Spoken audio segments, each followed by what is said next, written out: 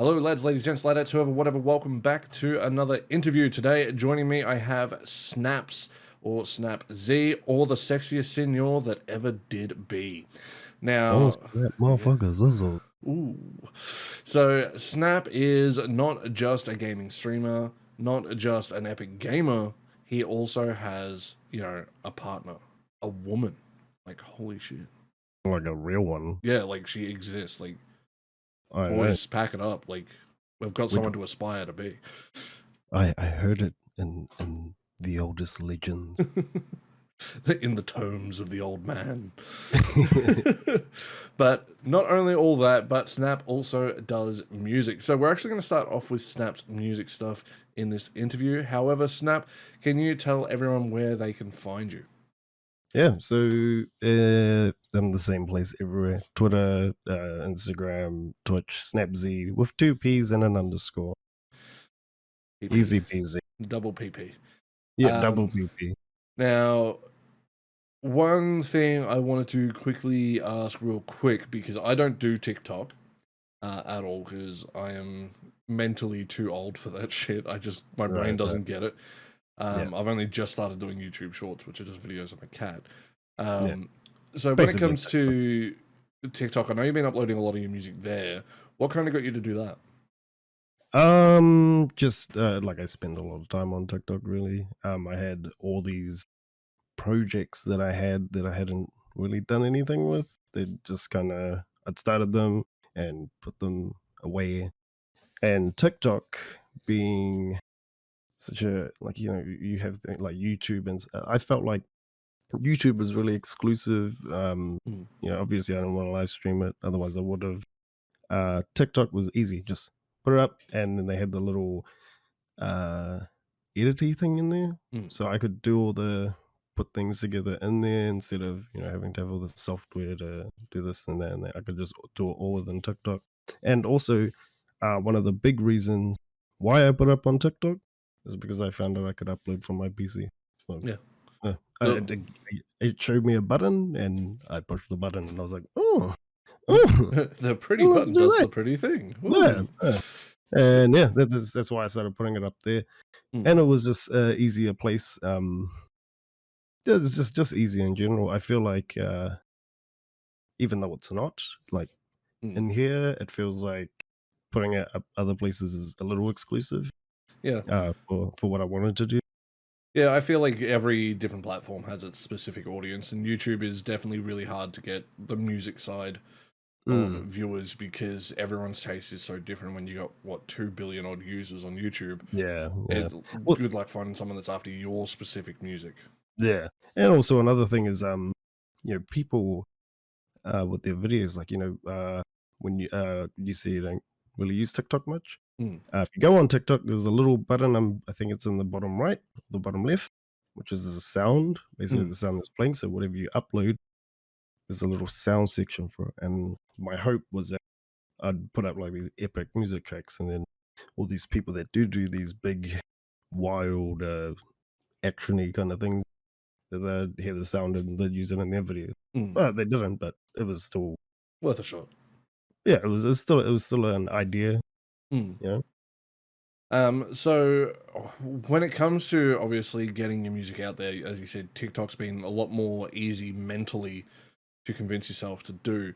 Have you found that you feel that work has paid off in terms of getting more viewership, or, well, listenership, I guess? Simple answer, not at all. Not at all. But in saying that, I'm not big on the marketing stuff. Like, Yeah. I didn't do it a lot. Didn't really try to force it. Yeah. It was just like something, and it was also something like I could put it up there, and if somebody wanted to hear something, I could scroll it, hold it, and send it to them, and then we'll go straight to the TikTok. And it's like, not having to look for the share button and all of that, and everything's on there on your screen. But yeah, no, it didn't really do anything, honestly. It was just fun to have there, and I could do something, but I just didn't. Yeah. If that makes sense. Yeah. So putting it having it there is just something for me. Just like, I have something on my channel, and yeah, it's just Yeah. easy. Too good. So toughest question I'm going to ask you when it comes to music. So obviously, most people when it comes to music will have a inspiration or an artist that they specifically look up to. Now, you tend to do a lot of orchestral stuff now and tend to have a very movie kind of feel and Final Fantasy sort of epic, like grandiose Yeah. sort of vibe, which is stuff we'll definitely be talking about for about 10 hours after this. Yeah. Um, but when it comes to, music, what would you say your biggest inspirations are? Or You who? already said it. Yeah. You already said it. It was Final Fantasy. It was a big one. Mm, I've growing up playing Final Fantasy, I had save files on my little memory card of parts of games that had mm, music that I like. Now, if I have to put it to a person, I have too many to count to say that, like, mm, people who I look up to as musicians.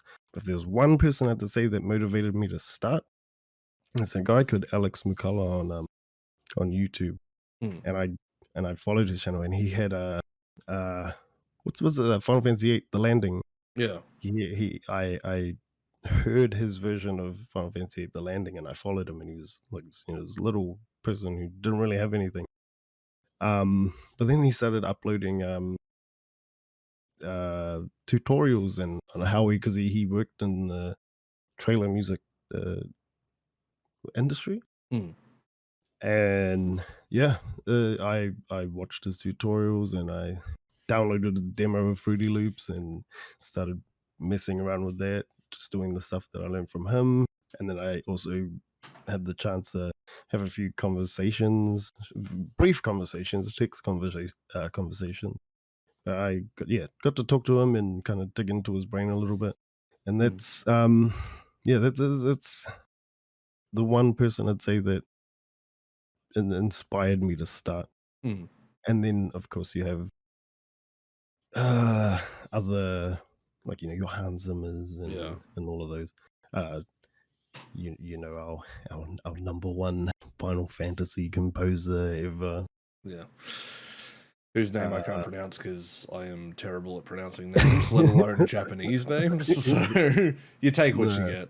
I think I yeah, tried it in one video once and it didn't go well, so I'm like, yeah, no, I'm never trying that again. yeah, yeah. But yeah, that guy was one of the big reasons why I started, and my style. I feel like is if you listen to his music, you kind of see, oh yeah, yeah, you Yeah. obviously got some sort of something from him. Mm. Um. So when it comes to music creation, what's sort of your process about creating? Like, do you start off with going, okay, let me start with a simple melody and take it from there? Or do you sometimes get like an idea in your head and then try and figure it out, from like pen to paper sort of deal? Yeah, yeah, yeah. No, this is a good question. I have ideas throughout the day, Mm, especially while I'm working, and I'll be thinking about them. And what I used to do was I'd pull out my phone, and if I had like a melody yeah. like a sonata or something, I'd hum it into my phone, and I'd take it home Mm, and write it all down. But when it comes to like just sitting down, booting up, and just being like, okay, I'm gonna write something, mm, I don't want to say that that's my process, because usually when I do that, it amounts to nothing. yeah. Usually, the ideas and the motivation for something comes from something throughout my day, like Yeah. some like something I've heard, like could be just a noise, and it's fused in with the chattering of something, and it comes together in my head, and I can hear it, Mm, and then I can take it home and start writing it out. Obviously, my memory isn't that great, so mm, it doesn't turn out quite like what I remembered, but that's generally how I start something. mm. Is it something throughout the day hits me, and I'm like, oh man, like, Yeah. oh, this is gonna be so good. Yeah. And I definitely have that happen as a guitarist. I'll get like a rhythmic pattern or like you know, especially being a metal guitarist, mostly when it comes to my Right, right. writing, I'll sit there and come up with like a little riff, and then sit on it for 6 months, and then finally come up with like Yeah. the next part, and then be like, okay, bam, bam, bam, bam, bam, bam, bam, and then get to the final part where it's like, okay, I need to write one more section for this song to be complete in my eyes, and then I just never write it and give up. Right, right, right. Yeah. Um, so one other thing you mentioned is you got a bunch of projects that you have basically, for lack of a better term, abandoned. I feel every musician or anyone who's done any content creation is going to have that of some kind. How Yeah. do you find yourself going about trying to force yourself to complete those? Because as an example, what I do, I name my projects "Finish this, you fat dumb cunt," like get it Right, right, done. right, right, right. Especially when it's something that I've put a lot of work into. It's a bad habit Yeah. I have, but how do you go about kind of pulling your head out your ass to get this stuff done? Uh, the short answer is I don't. Like, you know, My man. yeah, it either comes or doesn't. But one thing that I do to declutter is I literally declutter. Mm, So like if I pull up something, I don't think it's going anywhere. Like I don't have any ideas. Or like I can listen to something and be like, oh, like I have an idea. I just don't do anything about it. But mm, if I don't even have that idea, then I declutter. I get rid of it, and yeah, then I leave the space. So I yeah, leave the space for the things that I do have ideas for, instead of having all these things and then I have a bad tendency to be like, oh, but this, but this, but yeah, this, but this, and the less things I can do to go, oh, but this is mm, it works better for me, even though, like I said, generally I just don't. mm, I leave it there, and if I'm happy with it, I keep it and mm, I export it, and it's good for what it is. And that also works well with the whole TikTok thing because mm. no one will ever know that it's not finished because TikTok videos aren't that long. So, It's my song. You have no fucking clue whether it's done or yeah, not. yeah. Like, Yeah, end it somewhere obscure and mm, no one will ever know. yeah, it's like one of my like, basically the first full song I ever wrote took me the better part of 10 years to write. And it's still you can see my cat just popping her head up in the back there. She Right. will probably launch across and knock everything over in a second because she is Yep. full of beans, aren't you? Hey, you live a hard life. You're a spoiled I brat. mean, it's a hard life being a sorceress. Yeah, you know, having like the most handsome guy in the ballroom look like that, so you take what Yeah, you yeah, get. yeah. The handsome Um, guy in the ballroom, like, to be honest, that's what I modeled my whole look after. Just right, pixelate my right, right. face and you've got it, right? Like, Yeah, yeah, nice. just don't actually pay attention, and it's Mm. all good. But in terms of how you know, as you were saying, that you will declutter and stuff like that, how do you find your workflow goes for music creation? Depends on the project. Mm, I so the I think it's like the first original song that I had put up on YouTube. Uh, it's really weird. See, I've never had a song like that one just piece itself together like it did. mm, Everything else is sort of like, okay, do a section and then come back, do a section, come back, do a section, come back. The song I wrote, "Enemy in the Mirror," was in a bizarre place for me. It was, I was mentally unstable. Let's put it mm, that way. Um, so when I wrote that song, I didn't think about, oh, does this sound good together? Uh, is it structured properly? It was mm, just, I feel this, put it out, and I done that throughout the whole song, and is probably the quickest song I've ever put. I put it out within a matter of months. mm, Um, so I think for me, it's different. Just depends on the song, depends what it's for, depends what I'm thinking, what I'm going through at the time. mm. Because every time I write a song, it's not just I know what I'm gonna write. I know what Yeah. I'm gonna write. Everything's there. It starts off as something and then works away works out being like something completely different and all that stuff. So I can't say that my workflow is the same every time. But the Mm, first song that I did was very speedy and mm, very uh what I'd call natural. It felt really Yeah. natural. It was just putting my feelings on, and I haven't been able to do it ever Mm. since this. But like So, I said, I was in mm. a weird place. Yeah. So that actually touched on a question I was just about to ask is how do you find emotion kind of or like feelings or just life in general impacting your writing? Yeah. Big time, big time.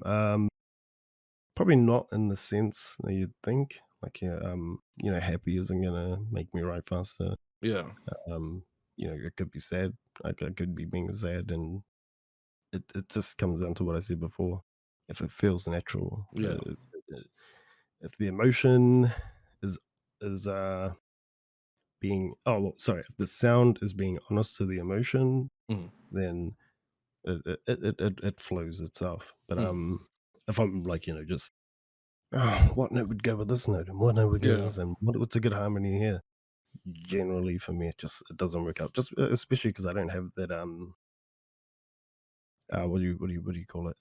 When you study something, Theory? yeah, I don't Yeah. have that theory sort of thing. So everything is very much based off emotion and what I do Mm. with music.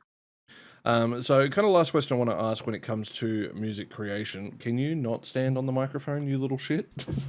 Not generally, Yeah, no. no, Usually, it's I like to stand yeah, on. no, on you gotta whip the pants down and just take a yeah, yeah, huge yeah, steaming dump on the mic. yeah, and just let it flick upwards. Yeah. But the last question I actually wanted to ask when it comes to music creation, and the only reason why I don't want to go into this too much because we'll never get into gaming stuff, and we both have a lot of gaming stuff we want to talk about, and by a lot I mean two specific games. But But what would be your advice for someone who has never created music but really wants to get into it, whether they are a trained musician or not? right, that's a good one. Purely because I don't think in this day and age you need to have a background in not just music specifically, and anything really. Mm, We have so many resources. Um, if music was something you were really passionate about and did really want to get into, I'd, I'd say ask yourself why, or what kind of music makes you passionate. Like, mm. obviously, uh, I'm really into orchestral, but if you give me like a ding ding ding ding ding, like, Yeah. it's not gonna be as relatable for me. So figure out what it is, and then get into the root of it. Like, Mm, we like say we like Final Fantasy music. We mm, love Final Fantasy music. But why do we love Final Fantasy music? mm, What is the feeling it gives? And then like it opens up this world of like learning, mm. like a world of learning new things. Like, and music. Yeah, I knew about like, ostinatos and all of that, Yeah. but the feeling it gives, like the movement it gives a piece, Mm, or a French horn, like, the sound a French horn has is a very powerful, gentle, um, what's the word? Lead. It's a powerful and gentle leader, yeah. and when you use it in a certain way. So if you want to get into it, find out what it is that you cling to, Mm, I guess, because I can sit here and tell you, if you're passionate about it, blah, blah, blah, we all yeah. got passions. Yeah, I can tell you that, but you don't want to give up and not have learnt anything. Mm, So find the thing you're passionate about that you'll cling on to for the longest amount of time until you get into a place where mm, you'll be like, oh yeah, okay, I can do all of this, blah blah blah. I can dive into other things. mm, Just find the things you love in other music and learn how to do it yourself. mm. It's what I did at the beginning is I'd take stuff from Final Fantasy, stuff from Lion King, because Lion King is one of my favorite movies, and I'd rewrite them and Mm. figure out what made them, Work. again, and learning what it was that's kind of what drove me for the year and a half I banged into it, Mm. banged into it. That's what she said. We're mature adults. Yeah. So now we've covered basically the general gist of the music stuff. As I said, I can talk about music like pretty much all day because I adore music. Music is my favorite thing in the world outside of my cat. So who is currently sitting on a paper bag and making noise. So I don't know if that's getting picked up, but if we hear it, tough shit. I'm not editing it out because I'm not re-listening to this like probably 2-3 hour long conversation.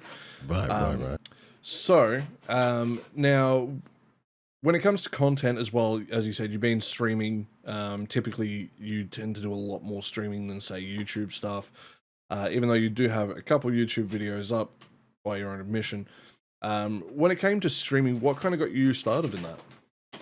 That is an easy peasy question to answer, if not a little bit of timely. So, Twitch, I didn't really start watching Twitch on Twitch. Well, I did, but I looked at it and that was about it. Well, on PlayStation, there used to be a PlayStation Live section. I can't remember what it's called. And there was a guy in there who I saw streaming Final Fantasy VII, and I was like, I'm gonna go and watch because that's Final Fantasy. So I jumped in and I ended up becoming good friends with this dude. And for me, him, like his community, all talking about Final Fantasy and all of that, was something I didn't have IRL. I don't know people that were into Final Fantasy. And after spending a month or two in the stream, I was just like, well, I want this. I want to be able to talk to people about Final Fantasy and have these conversations. And so I decided to give it a shot. And that's what happened. I attracted these RPG fans, and we talked for hours every night after work, just about not just Final Fantasy, but RPGs in general. It was it was really good at the time. But obviously I had no idea what stream was. All I wanted was friends to talk about Final Fantasy and RPGs with. And I let it fail basically just because I don't know what I was doing. I was a dude who just went live on his PlayStation, had conversations, and then I disappeared for months and expected them all to still be there. But yeah, to answer your question, I wanted friends to talk about the things I wanted to talk about with.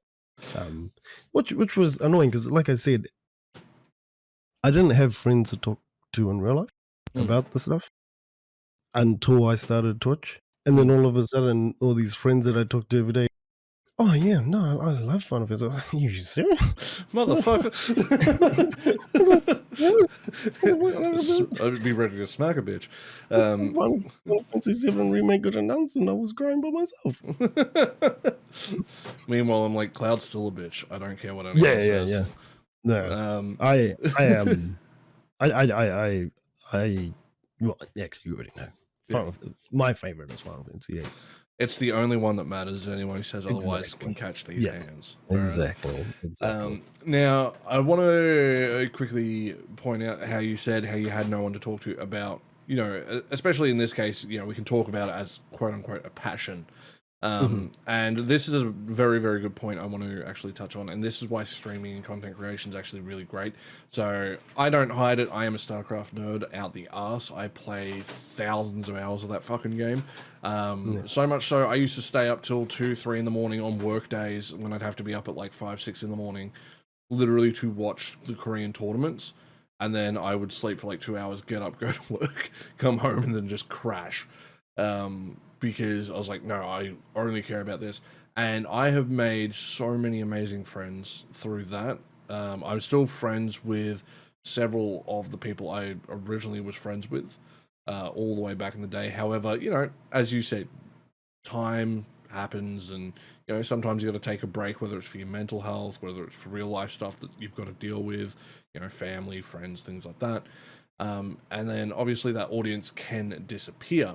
So I want to quickly touch on that. So how did you kind of go about kind of building yourself up, essentially? You know what? I feel like this interview is going to be the worst because all of my answers to the questions are basically, oh, I didn't. Yeah. you know, you I know. whipped my dick out and I got all the views. Hashtag I showed OnlyFans. I showed everyone my dick. Yeah, yeah. No, so I didn't when it died out. I was going from 30, 50 viewers to one Mm, and is one of my even still a good friend now, which was he's a mod, G Soldier. mm, It was me and him just for the longest time. Felt like what, a year or two. mm, We'd have like the odd stray come in, and it'd just be me and him, and I'd be playing a game, and he'd be playing his game, and we'd be having little conversations there and then, and he'll disappear to play his game, and I'll keep playing my game, and that's what it was for a long time. mm, In terms of building it back up, I think I got into just watching other people more, mm, making more friends because, like I said, I was a noob to it. I just thought that people just came before it all came crashing down. mm. So yeah, I started watching more people and actually, getting to know them, which wasn't sort of an intentional thing to Yeah. build up. It was just I also lived alone for so many years, so it was kind of good to have people to talk to. Back Mm, then, I'm very antisocial nowadays, so yeah. it's not the same. But yeah, it was him and I kind of just kept going and kept going, and then more eventually, like very later, eventually, Mm, uh, people started coming and staying, and then we had the affiliate stuff drop, yeah. and all my friends were getting affiliate. I wasn't really pushing for it. And then I started realizing, like, yeah, hey, all my friends have got it and I don't have it. So I started pushing for it. Yeah. And I think that's when my channel started to pick up a little bit more.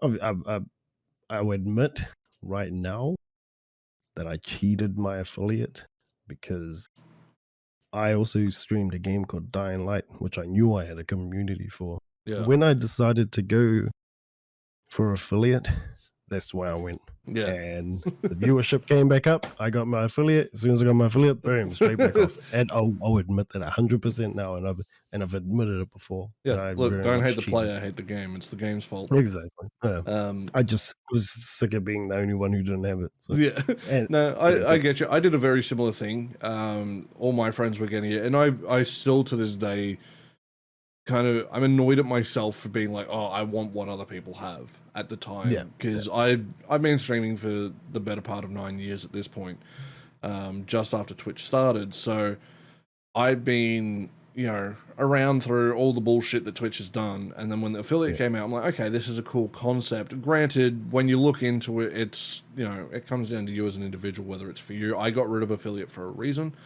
Mhm. It just didn't suit my channel and my kind of content and what I wanted to do. Mainly, they wouldn't let me have my Dick Justice emote, so I told them to get fucked. So if I couldn't have my joke for my channel at the time, then it just wasn't going to happen. But I did a very similar thing. I was like, okay, well, I have a ton of friends. I never ask people to watch. I stream at very irregular hours. I'm all over the place. I do it when I want to stream, which is how I've always maintained it to be.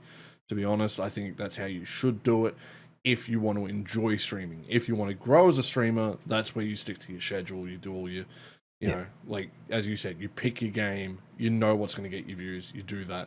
And I did a very similar thing. Like, I stopped playing StarCraft. I started playing, like, certain horror games or certain action games that I knew were going to get the views.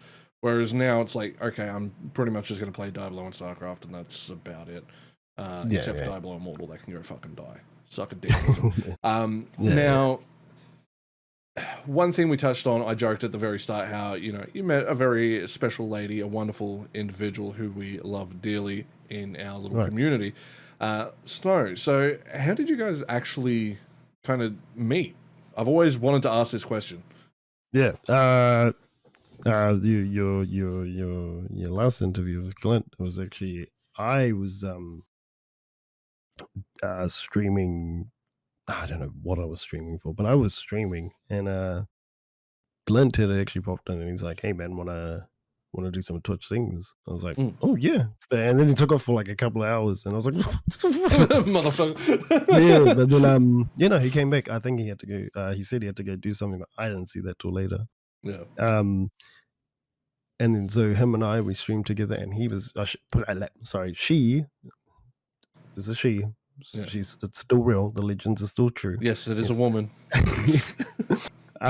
She actually had popped in to watch Clint. Yeah. And I was singing, and I feel like talking about this makes me feel like such a douchebag. She liked my voice, Ooh. and she flipped over and she followed, and then there was like, you know, that was just the first meeting sort of deal. Then so we've done that stream. She comes to join, another person had come to join. Stream's over. Anyway, I catch Clint and he's streaming one time, and he says to me, compliment her. And if anyone who knows her knows she doesn't like compliments, she hates it. But I was like, oh, okay. And I dropped compliments, and she messaged me later. She's like, you don't have to do that, you know, just Glenn like, I know you told you to, and you just felt forced to. I was like, no, this is 100% fine. That's where the conversation started. Now I need to point this out, and I've already told her this.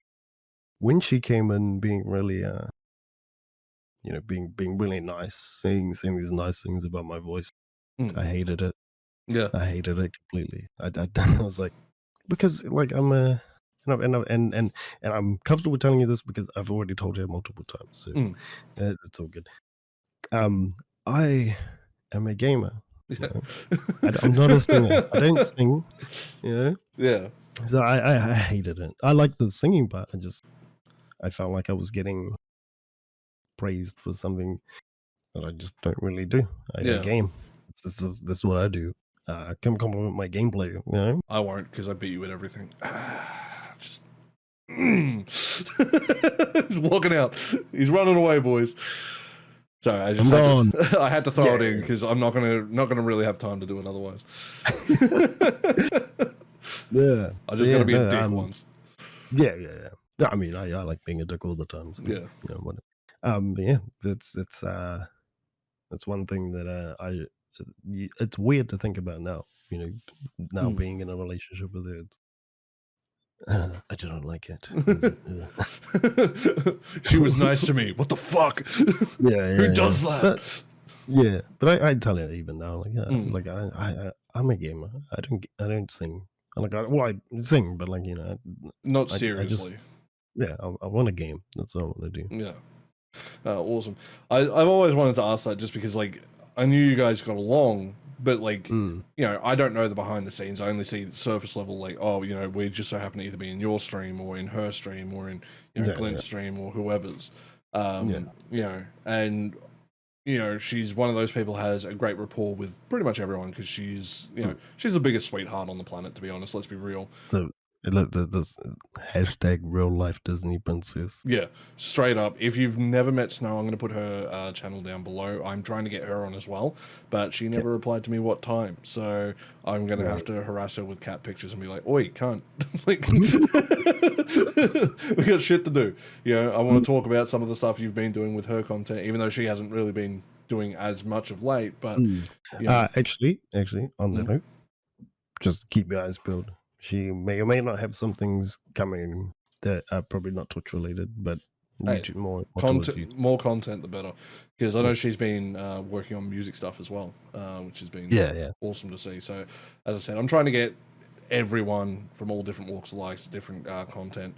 So it's you know, if you're enjoying these interviews, obviously please go follow everyone. Please follow me because I'm desperate for validation in life. Go follow my boy. Go follow Karlec. Senior Karlec. He's the father of my child. Okay. Now, before we get into talking about games fully, I want to talk about the Senior Karlec thing. Because so far, every episode, shout out to Pixel Sean. I love you. I have shat on him in every episode of these interviews so far. I've got to give him a little bit of shit. there is more shit. Yeah, there's always more. It's because Yeah. the reason why I say it is because I am so proud of who he has become as a content creator. So it's fun to just rip him a little bit. I probably do it a little too much, and he can tell me to shut the fuck up and I'll stop. But Yeah, man. until then, I'm going to keep going. You have fans to adore you, and you have friends to keep you humbled. Yeah. So I want you to tell me from your perspective the story of how we came up with the Senor Karlec, or just Right. Hola Senor between the two of us. Right. So we okay. Let me start from the beginning. So obviously I go by Snapp. But there was another friend of mine who had use the Spanish, I think it was, text to speech. And so every time you'd comment, it would say your name, and then it would say whatever you wrote. And my name always came up, Baravaha Zeta. Yeah. And so the joke was, oh, if you change it to your Spanish text to speech, I'll change it to mine. So we did it. Me and this dude. Fast forward quite a bit. Yeah. We get to Pixel Sean's stream, and I pop in, and he doesn't know who I am because my name is now Varavaha Zeta, and he's never met this person before. And I go in there, and I'm pretending to be this Spanish mother, and she's looking for someone to teach her son how to become a streamer. Now this Sean, Pixel Sean, he's sitting there thinking, this is a troll. Karlec, on the other hand, picked up straight away. But being the trooper, being the absolute legend that Karlec is, he runs with it. He lets me run with it, and he's like, "Oh no, it's for real." And let's point out, it would have just been so simple to click on my name. And, oh, especially when what's the first thing you do when you think someone's trolling? You look at their profile. Yeah. He didn't look. So, in my defense, you deserved it. Yeah. You deserved it. He fell for it for so long. And then with this son, all of a sudden is getting this identity where Karlec is this child's father and all of this stuff. And the way that we revealed it to him was like, oh, do you want to know the child's name? Slowly typed out snaps, and he's like, I knew it was you. I was like, no, you didn't.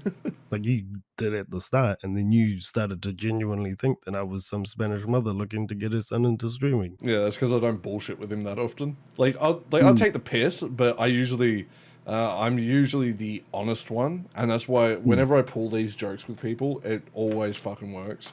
You see my cat being silly in the background again. I will yell out every time you'll see her on camera, so for those who are watching, you can tune in. You can see her tail. But me and Pixel actually have several jokes ongoing with certain individuals. He actually got people in his Discord really good the other day. And, some people were just playing along for the fun of it. Others were like, oh, shit, no, he is, pulling the first one. Because he said, currently, at the time of recording, he just gone on holiday. And he said 2 days prior, hey, everyone, going away for a couple days, won't be on very much. I'm going to be interstate. No one fucking read that message but me, apparently. So he's sitting there going, oh, yeah, no, I got off the plane and all that. And everyone's like, oh, where'd you fly to? So he's like, oh, well, you set it up that easy for me. And basically he convinced them that he was on the East Coast of America, which anyone who knows Pixel knows he just doesn't want to go to America, right? He wants to visit it, but he doesn't because he's like, that country is just in such a bad place right now. He's like, I just don't want to go there when there's a million other places he'd rather go. So he had it going for a good 45 minutes or so. And he was just messaging me in between sending these messages to everyone. He's like, oh my fucking God. I'm like, I love everyone in our community, but I was so disappointed. I'm like, come on. Yeah. We've pulled a lot of stupid jokes on each other over the years. How is it this is the one you guys fall for? But yeah, the Senior Karlec thing and all that, that's still one of my all-time favorite, just Yeah. ongoing jokes. I think it was just the way it played out, because even me going into it, I wasn't expecting it to drag on as long as it did. Mm. And the genuine look of fear on his face when he thought I was a troll, and then after that, the genuine look of relief that, oh, it's not a troll, it's an actual mother, and like, he was starting to believe it. It was watching his little phases as we went through Yeah. and like, honestly, like, I found it just 20 million times funnier when you had got it, when I had seen the little message thing, Yeah. and like, I was like, yeah, I'm exposed.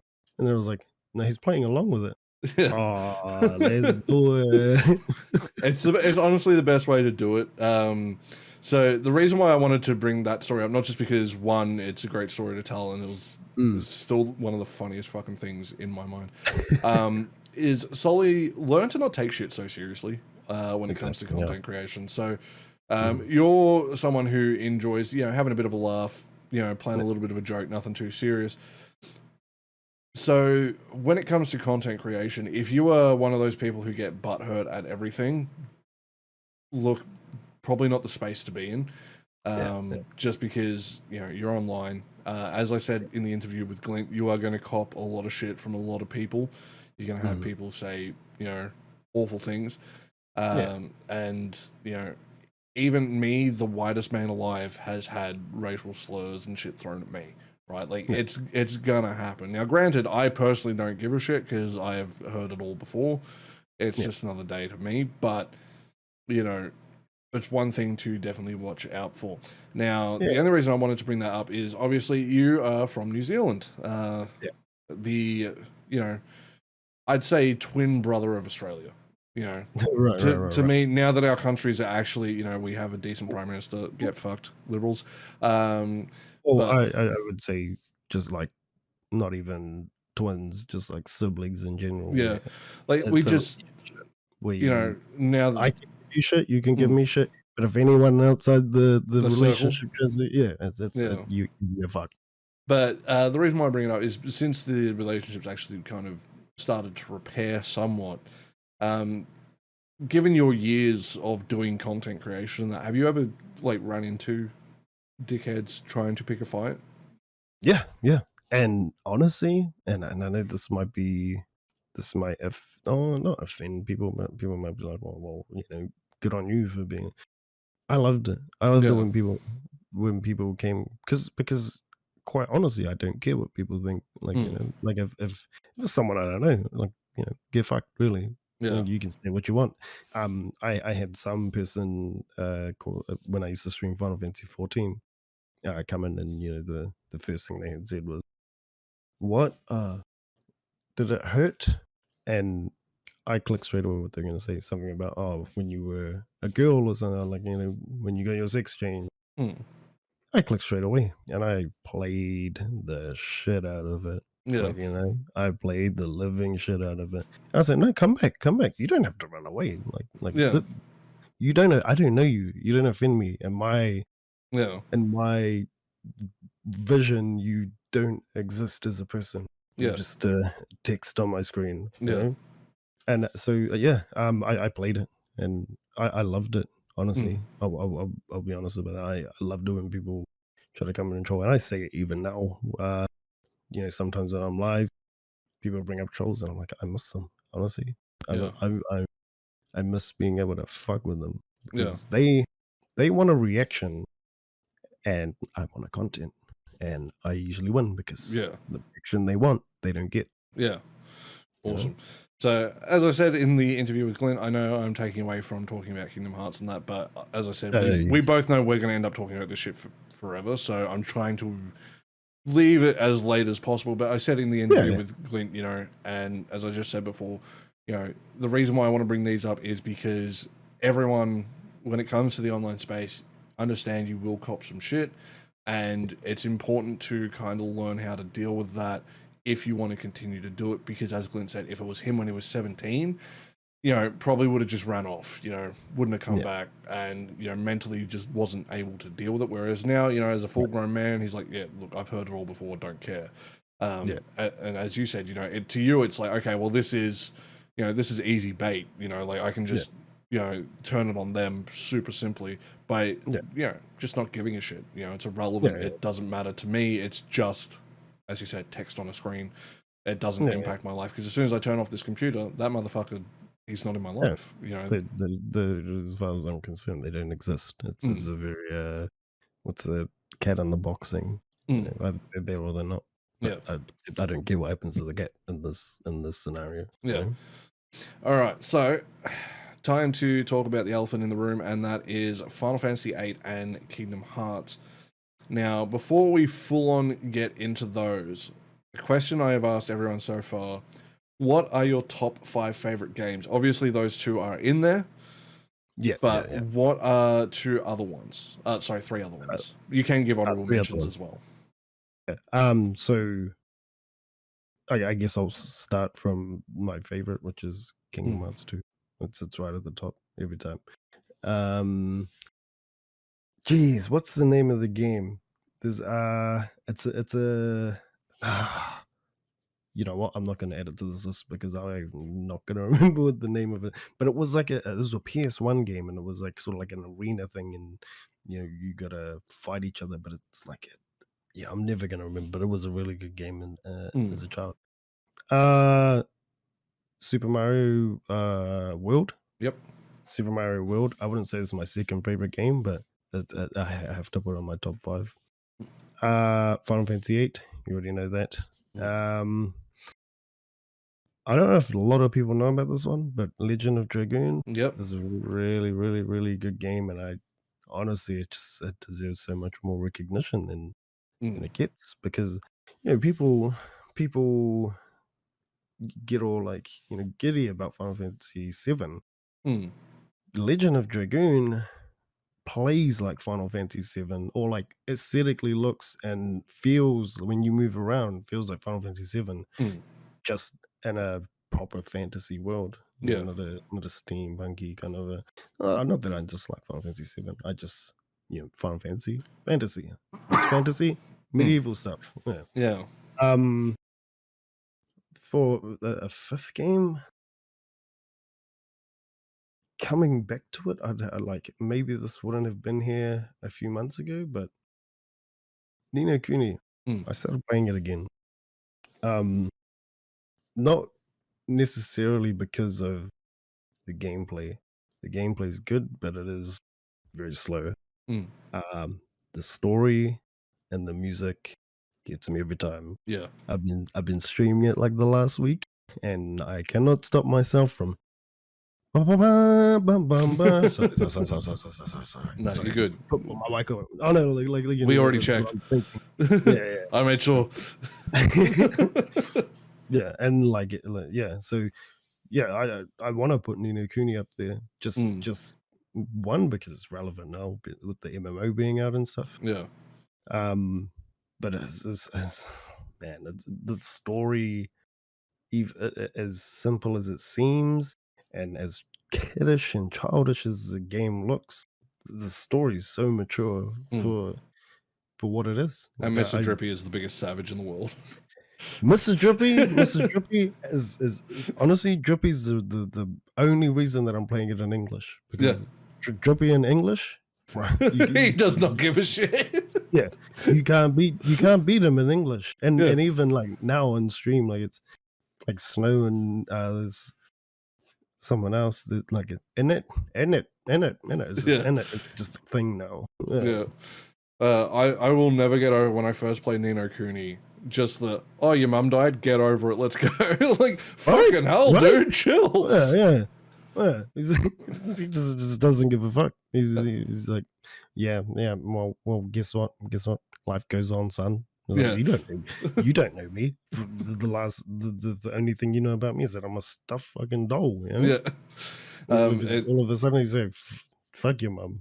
Let's do it. It reminds me, to kind of relate to a real life thing, that I was watching murder mystery stuff, as we all do when it's late night, and you're like, Why not? And I was watching this breakdown of a real life case that happened somewhere in America. I forget exactly where it was, but this lady murdered another lady and cut her stomach open to steal the child out of her gut.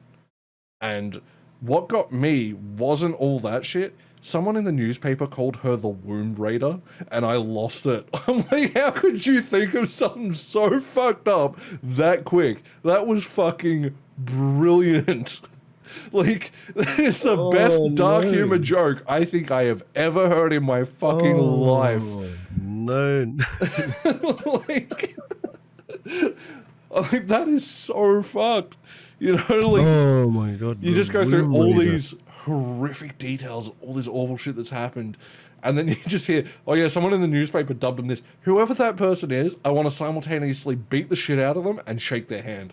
Like, shake their hand, yes, like, yes. I would too. Like honestly, I'm one of those people who, you know, something might something might be a little too early, you know, but if it's good enough, I'm gonna be like, yeah. Look, if I can laugh at it, I can laugh at it. You got to laugh at everything. Yeah, exactly. Now, I want to get into let's get into Final Fantasy VIII.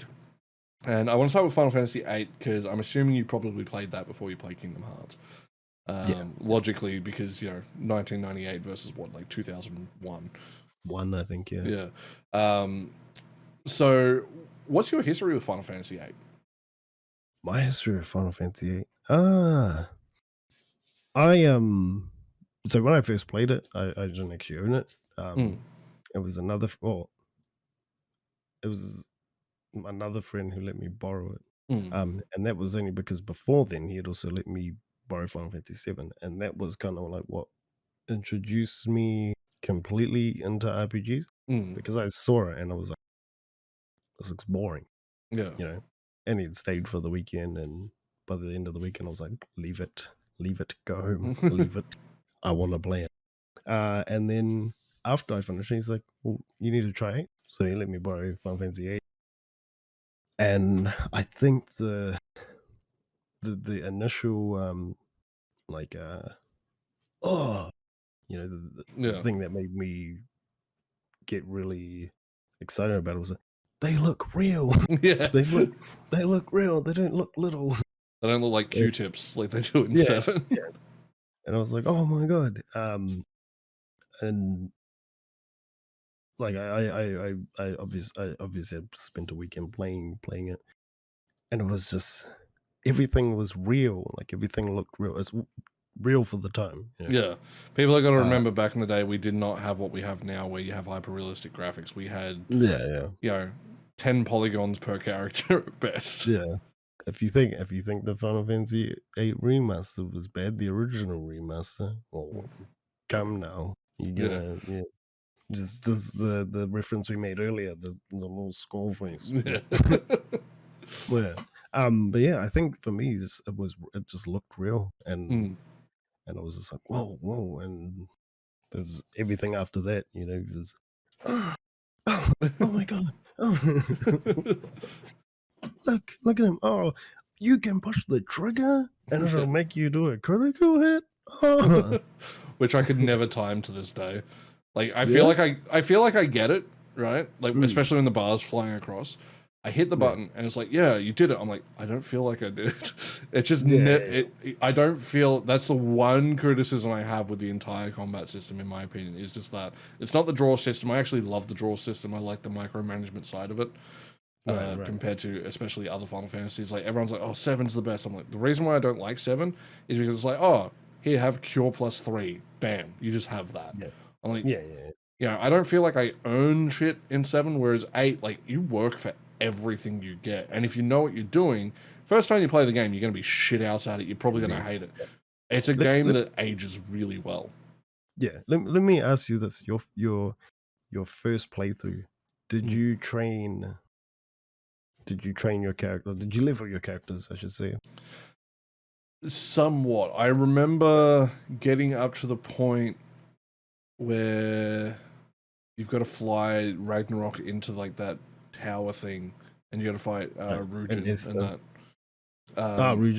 Rujin and Fujin. Yeah, where you fight them after hopping out. and I remember being like, I don't get what to do. They keep beating me, and then you know, started like grinding and grinding and grinding and grinding.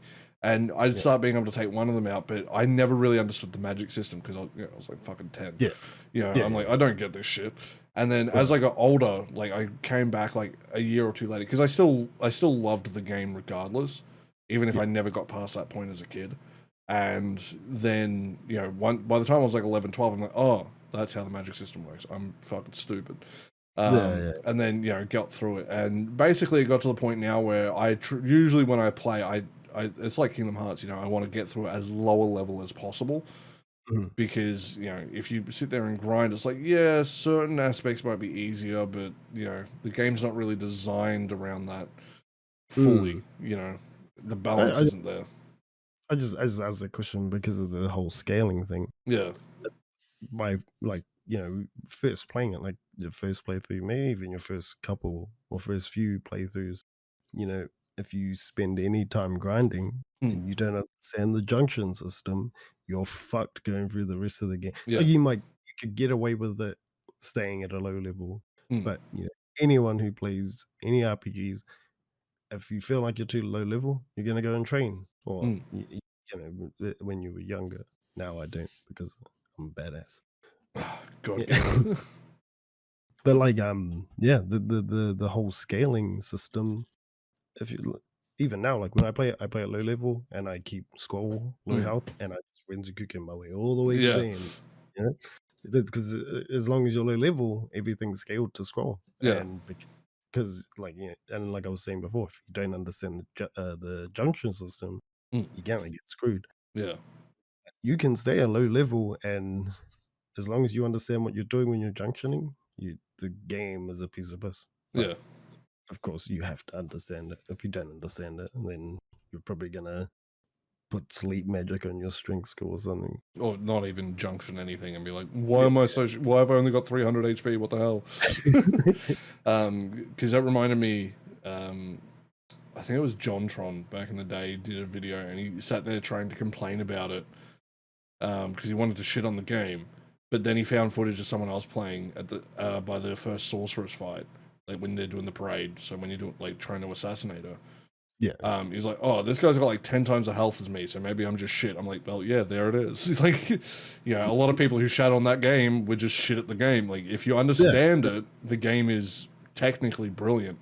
But one aspect of the game that I have never shied away from, in my opinion, of saying is batshit insane, is the story. So how do you feel about the story in Final Fantasy VIII? I love the story. Now, the reason why I love the story is because it's so fucking tragic. Like it is wildly tragic. Like look at Squall. You he's like, oh, I'm falling in love with this girl, and then oh no, she's possessed by a sorceress, and then you think it's like, oh no, she's possessed by a sorceress. Now she is a sorceress, and I've been training this whole time to kill the sorceress. Like it's a tragic story. And the whole like these things that I've been using to fight and kill everyone and make my way and progress through the shit, they're making me lose my memory. Like just the whole uh, the story maybe, but the idea of the game is just tragic, and that's what I love about the game. So I've always loved about the game. So if you had to pick your top 3 characters, like who's in your party, who is your go-to characters? That shit-eating grin. All the dudes. No vaginas, dicks only. Let's go, boys. Squall, Zal, and Irvine. And the reason why I picked those 3 is because their limit breaks are like even if I could just take one away, I'd take Zal away and just have Irvine and Squall because when you got AP ammo and then you got Renzokuken, and if you got the Lionheart, you just mowing through the game. Honestly, like you can like even just with Irvine's, like you could take all three of Ultimish's phases. Oh, 3? I think it's 3. It might be. All 3 of Ultimish's phases. Been a while since I played through all the way to the end. Yeah, you take take her down all 3 phases just by using those. Bam, bam, bam, bam, bam, and she's done. That final Well, castle was fucking brutal though, if you don't know what you're doing. Like even I don't even think when I've ever played a game, like not Dark Souls, not Demon Souls, you know, Bloodborne, mm, any of that shit. Have I ever played a game that is that fucking brutal right at mm, the end? Like, you know what? We're gonna lock away, if you don't know what you're doing and you go into these fights, we're gonna lock away certain abilities and skills yeah, completely. So it's like, don't fight anyone, just go straight to the boss and leave it at that. yeah, yeah, yeah. And if you want anything back, say you wanna use an item, you Mm, gotta fight a boss for it yeah. because it The dies game did inst not fuck around at the end. and you know what? If you wanna unlock everything, you know, you wanna get the very last one, oh, well, guess what? You have to fight the hardest boss in the whole game. Yeah. So, yeah, that castle, even now, like, after my years and many playthroughs of it, like, I struggle with that castle, Yeah. like, way too much. Like, I skip like, I just get what I need. Get a limit break, I get, magic maybe, and I think junctioning is one of them? Or is Yeah. it just a yeah, I get those and I'm away because that castle screw that castle, Yeah. I hate it. Like, it's not even just the fact that it's just teeming with bosses and the difficult bosses are there. It's the fact that it's so huge. Yeah. It's like a huge dungeon and all the camera angles are all wonky Yeah. and where the fuck am I? I don't know where I am. So So now you mentioned the story is tragic. There's one last question I want to ask when it comes to Final Fantasy VIII, because otherwise we'll never get into Kingdom Hearts. But what's the bigger tragedy, right? Squall and Renoa's love story, or the fact Zell doesn't get his fucking hot dog? Let's be real. As two fat boys that like to eat. well, I am gonna say Squall and Renoa's love story. And why? Because at the end of the game, if you remember the cutscene, Yes. the shit he chows down on at the end, I'm like, fuck your hot dogs, bro. I want those hot dogs, you know? So, like, so even like even though, yeah, he needed those hot dogs, right? Watching him chow down at the end makes me hungry, you know? It Every makes me time. hungry every time. Yeah. So Uh, it's almost bittersweet finishing that game. yeah. Just because we're fat. Yeah, yeah, yeah. And I want hot dogs, and it makes it even worse now that I'm dieting because it's now going to Bali in October. So I'm like, I know I want it. I want it all. I want bread. I want stuff. Oh, Carbs. Meanwhile, I'm here with my big ass bag of chips because work was selling them for $1. I was like, and, "Fuck yeah, you are!" and now this has turned into Final Fantasy VIII. Yes. Tragic. Yeah. But you mentioned Kingdom Hearts 2 as your favorite game. So, what makes it your favorite over, say, Kingdom Hearts 1? Easy peasy mechanics. Mechanics? Mechanically speaking, I guess it was just a smoother experience. Like, you know, Mm, um, for me, I feel like Kingdom Hearts 2 stands up to even some games nowadays. You mm, know, just it was so smooth and um, they had like the retaliation system that you don't yeah. really know about unless you get into it. The battles were quick. They were snappy. They were snapsy. Oh, Uh, got him. Subtle plug. yeah, yeah. Not like this whole Um, video isn't one. yeah, the battles were snappy. They were technical, which is one thing I felt we were missing from Kingdom Hearts 3, Mm, along with the entire game. You know, um, it was very technical, especially with the adding in the critical mode. mm, I love Kingdom Hearts 1, and I'll always love Kingdom Hearts 1, but it hasn't lived up the way that Kingdom Hearts 2 has. mm, I feel mechanically, technically, um, it was just so smooth. mm, Everything flowed. Uh, Kingdom Hearts 1, on the other hand, like yeah, you had it flowed somewhat, but everything was kind of zippy and kind of felt magnetic almost. Mm, I feel like you had more freedom, and the the the the, the number one thing that puts Kingdom Hearts above many other Kingdom Hearts 2 above many other RPGs out there even today was the reflect spell. oh, The- Reflect is so busted. yeah, like honestly, my first playthroughs of that, I never really used it. Yeah, Um, it wasn't really until I played critical mode when we got the final mix. Like I had yeah, used it, but I didn't really feel like it was super useful just because s- standard and proud mode were basically beat 'em ups. yeah, Uh, as was until you got into critical mode where it turned into a technical RPG kind of. yeah. You have to pay attention to the mechanics of the game. Yeah. Yeah, and you had to watch everything, and you know the other two modes, healing is your saving grace, and Mm, critical mode healing ain't doing shit for you, son. yeah. Yeah. So, as you said, you find two to be better mechanically, but when it comes down to it, right, in the entire series, given the amount of games that there are, excluding three, because I already know three is going to be the one that you would probably yeet out of the entire series. But of any of the games, if you had to yeet one, not including three, what game would you get rid of and why? Huh. Um, I want to say maybe not. I'm not entirely sure about this one, but Mm, it'll probably be Chain of Memories. I'd want to get rid of mm, Chain of Memories or Dream Drop Distance. I don't know which one out of those two, but in Chain of Memories. I wasn't a big fan of the card system. I mm. hated the card system. I thought it was boring. I thought it was a limitation that that I guess made sense with the Game Boy, Yeah, Game for, Boy for Advance. for what it could do.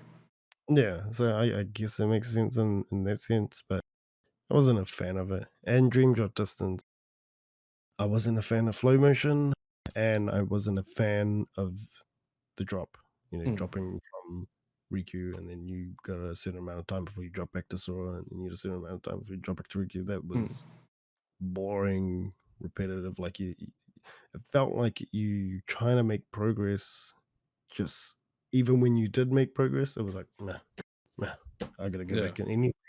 yeah, So out of those two, I'd say those those two I'd probably, but I don't know which one because even though I would eat them, I don't want to get rid of them because yeah, their stories are too good.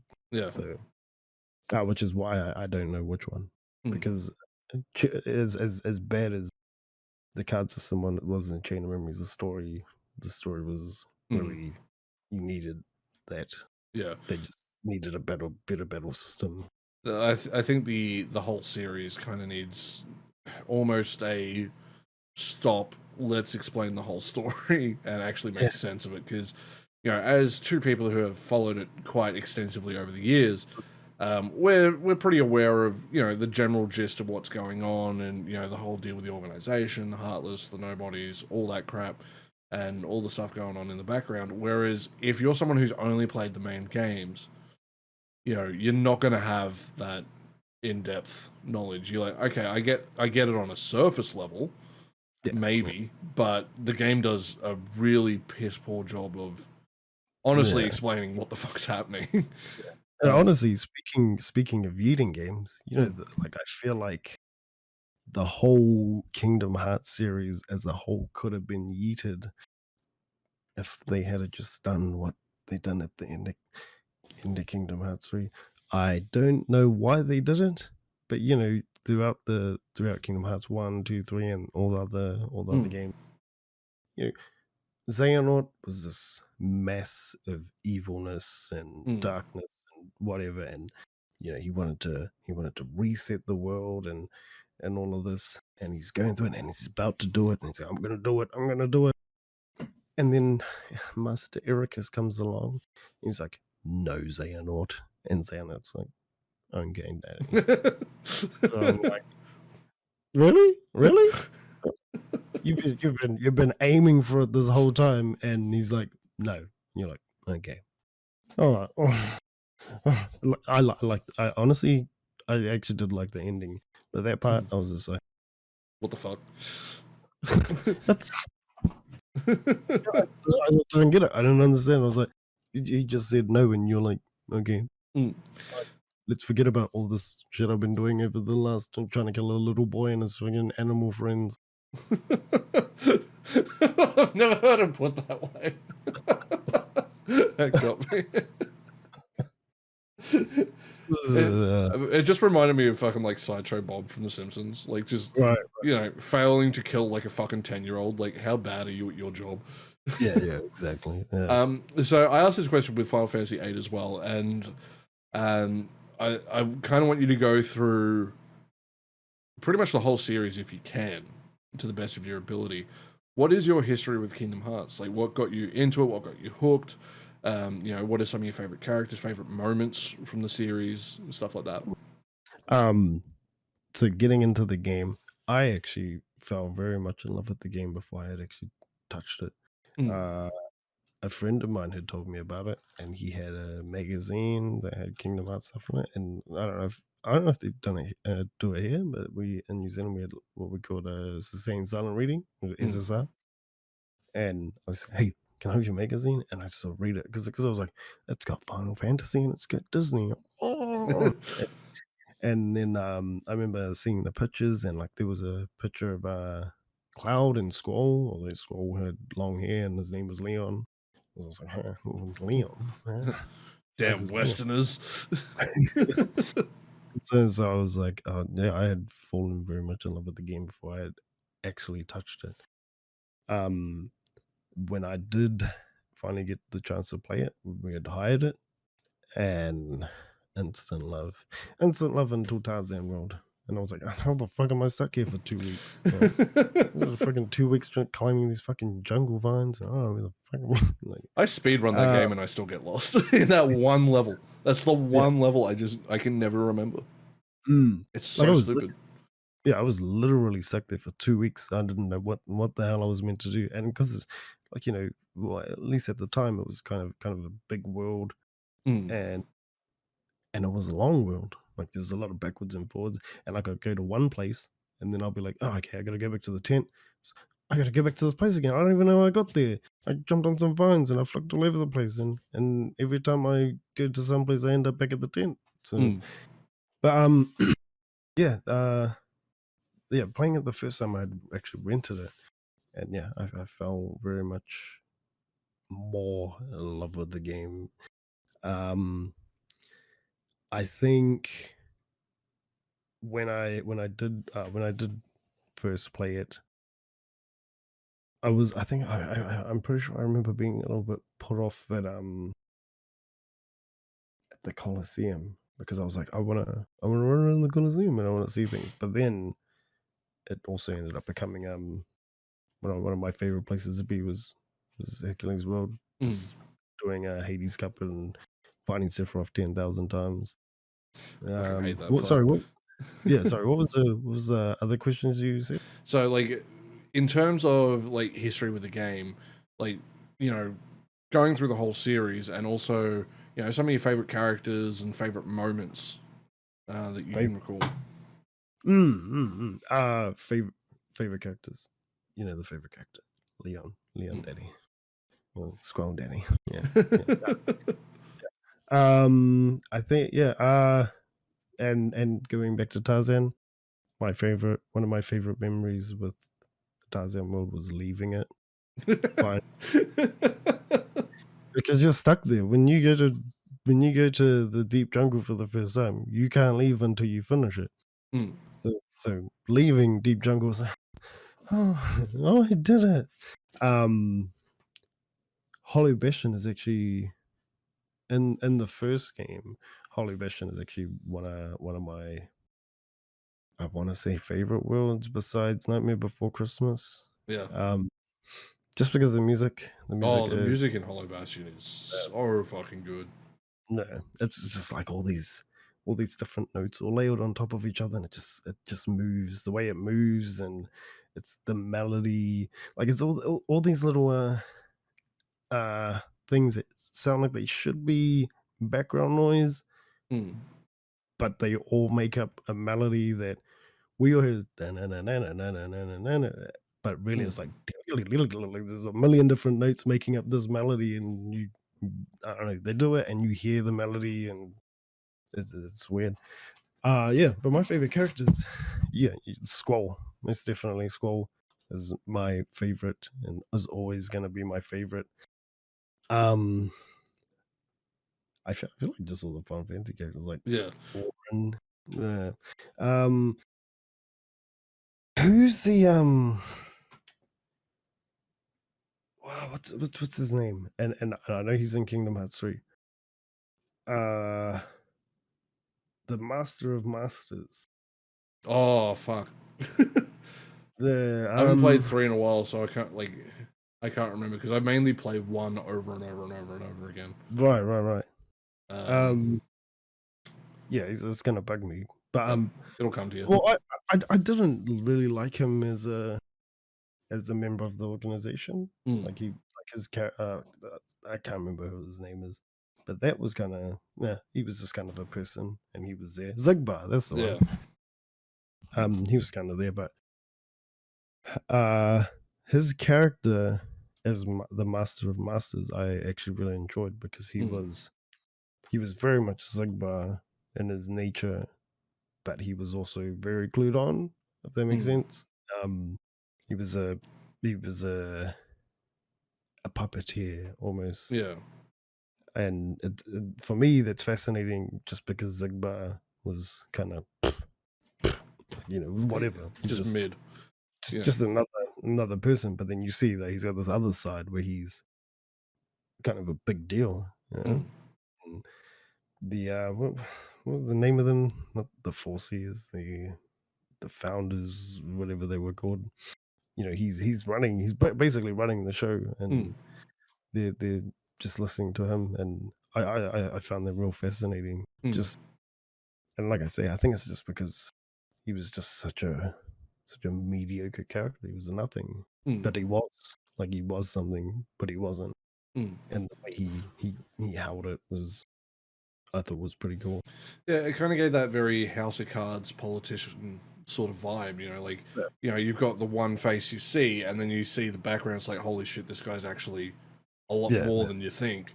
And I think it gave a series that needed some reality in its villain, like actual reality in its villain, instead of kind of being this like, oh, he's just evil, like, oh, it's just darkness. It's like, yeah, he's just evil. He listens to his daddy. He's a little bitch boy. Look, that honestly, that just annoys me. Yeah. Just I can't. If you tell me, I'm not gonna know it. It's annoying. Don't do that. But yeah, so when it comes to favorite moments, I want to share, because I will never forget the day that I finally beat Sephiroth in Kingdom Hearts.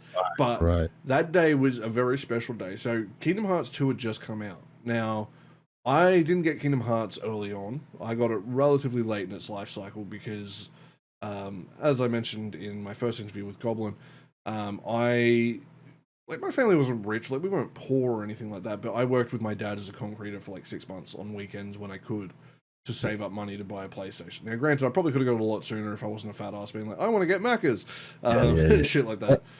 As we all do. Yeah, you're a kid. I mean, I still do it now, and I'm nearly 30, so you take what you get. But, saved up, got the game.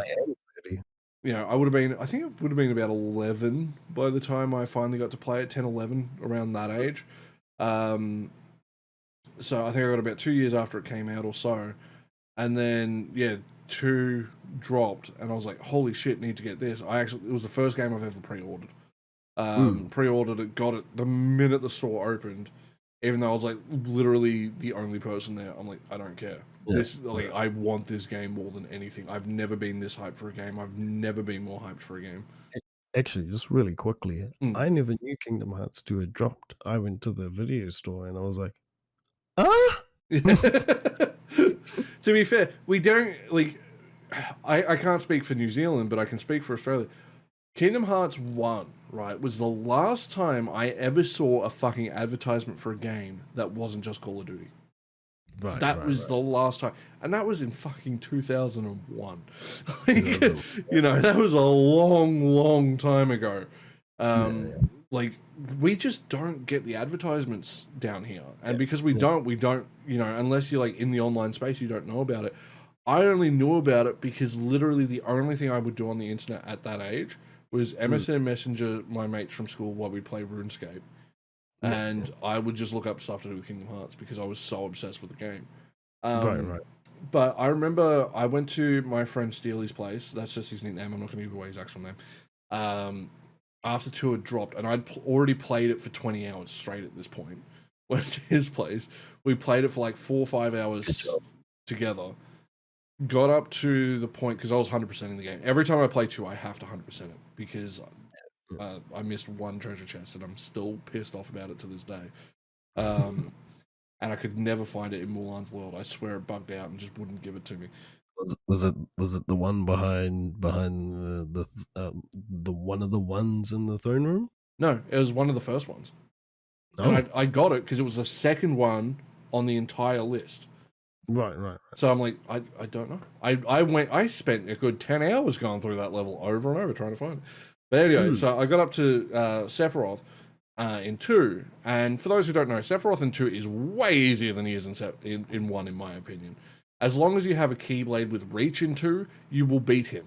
But yeah. so I got up to, you know, had the Oathkeeper and that, walloped the shit out of him. I'm like, holy crap, I did it.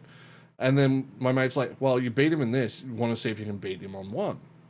Because at that Mm, point, you know, like 12, 13-year-olds. I'm like, all right, we'll give it a go. So chucked it in. First attempt after beating him in 2. After, like, it took a good 15, 20 minutes of fighting to beat him. Because, like, I was fucking sweaty palmed and shit. I haven't been that sweaty in a game in my life. right, Right. right, right. And I have played in tournaments for StarCraft. And Like, I feel like the kids in our, or the people in our generation, mm, you know, the RPG part of the generation anyway. mm. Sephiroth was our introduction to Dark Souls, Yeah. pain. Well, to be honest, I still think, you know, like critical mode or even proud mode against Sephiroth is one of the hardest fights I've ever done in a game in my life. And I never want to do it again, as Yeah, many yeah. times as I've done. And I hate people who are like, yeah, I'll do it critical mode level 1. I'm like, the fuck Mm, is wrong with you, dude?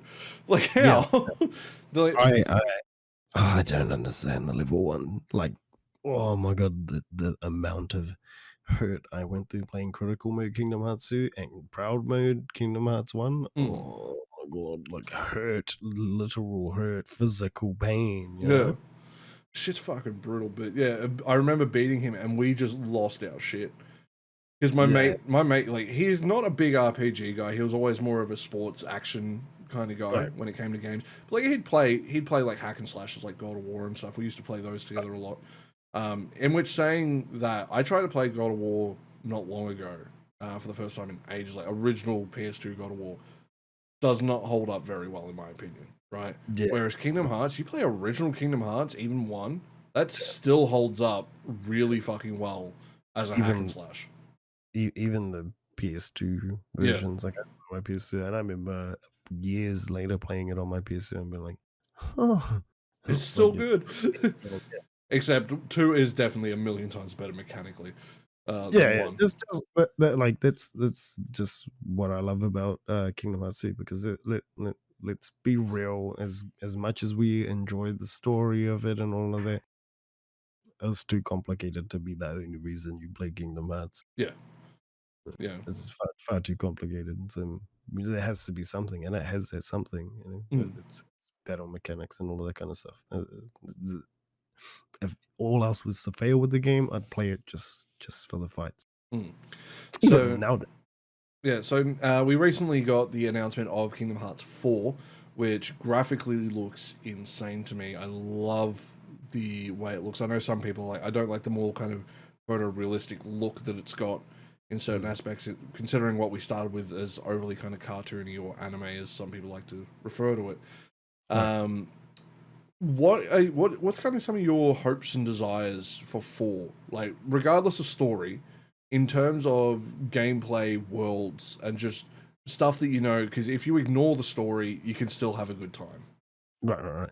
Um, what the with Kingdom Hearts 4, and this was one of my big problems with Kingdom Hearts 3. I hope that we get away from this floatiness, even though it doesn't look like it. It looks like we've actually gone and ramped it up times 10. Probably. But of course, it's still in development, so I can still be hopeful. I hope we get rid of this floatiness, and I hope we bring back staggers, because staggers are what made Kingdom Hearts 2 battles so technical. I feel like the absence of that in Kingdom Hearts 3 turned Kingdom Hearts 3 into a hack and slash. Yeah.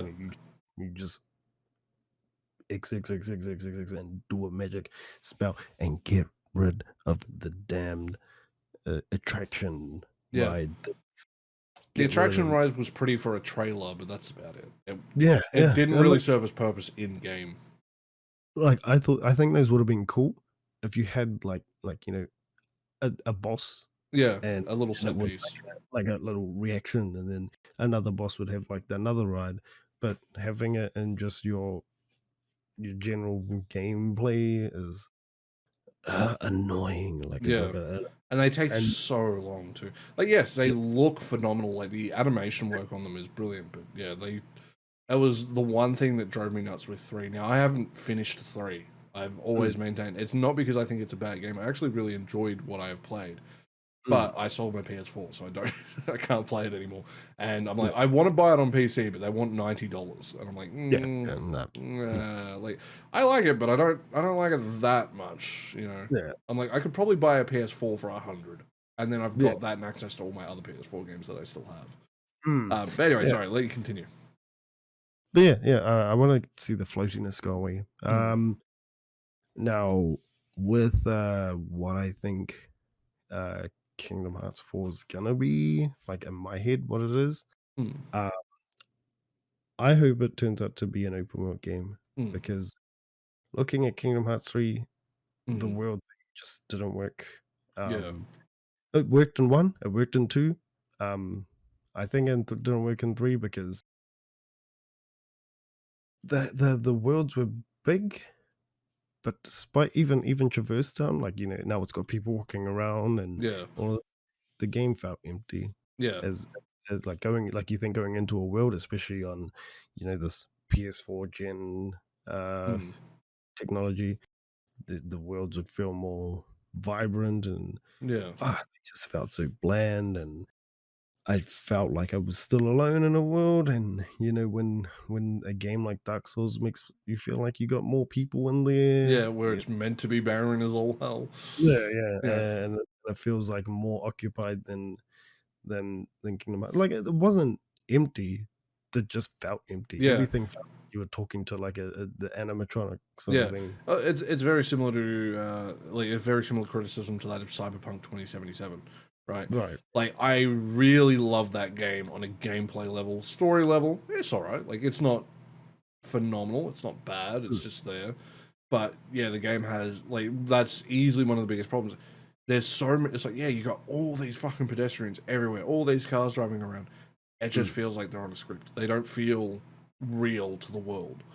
You know, and Kingdom Hearts 3 definitely had that, and being a lot more linear. And I don't mind a linear game, especially a linear RPG. Like, people like to, shit on, say, Final Fantasy 13, right? Yeah, it's not the best Final Fantasy 13. I enjoy it a lot. People complain about the battle system. Don't use the auto battle system then, you fuckhead. Like, again, pay attention to what mechanics you have at your disposal, and you might enjoy it. The only complaint I have with the battle system is the fact you can't choose where you stand. If I could move around, like, more like 12, then maybe I wouldn't get so fucking annoyed at certain points. Because it's like, I'd lose a battle because, like, one time everyone comes together instead of spreading out like I want. But you can't really control that. But that's part of the RNG that goes into the way the game is played. But I can enjoy a linear game that just goes from A to B. Maybe a little bit of open worldness. I don't mind that. 7 is very linear. in my opinion. 7's not open world at all. Like, yeah, you can travel between places, but it's designed to go from A to B. You know? Yeah. I think every game is designed to go from A to B. I think the thing that puts a distinction between an open world, but between the open world and the story is the things you can do In outside. between. Yeah. Outside. Like say you can go here and there's like little things.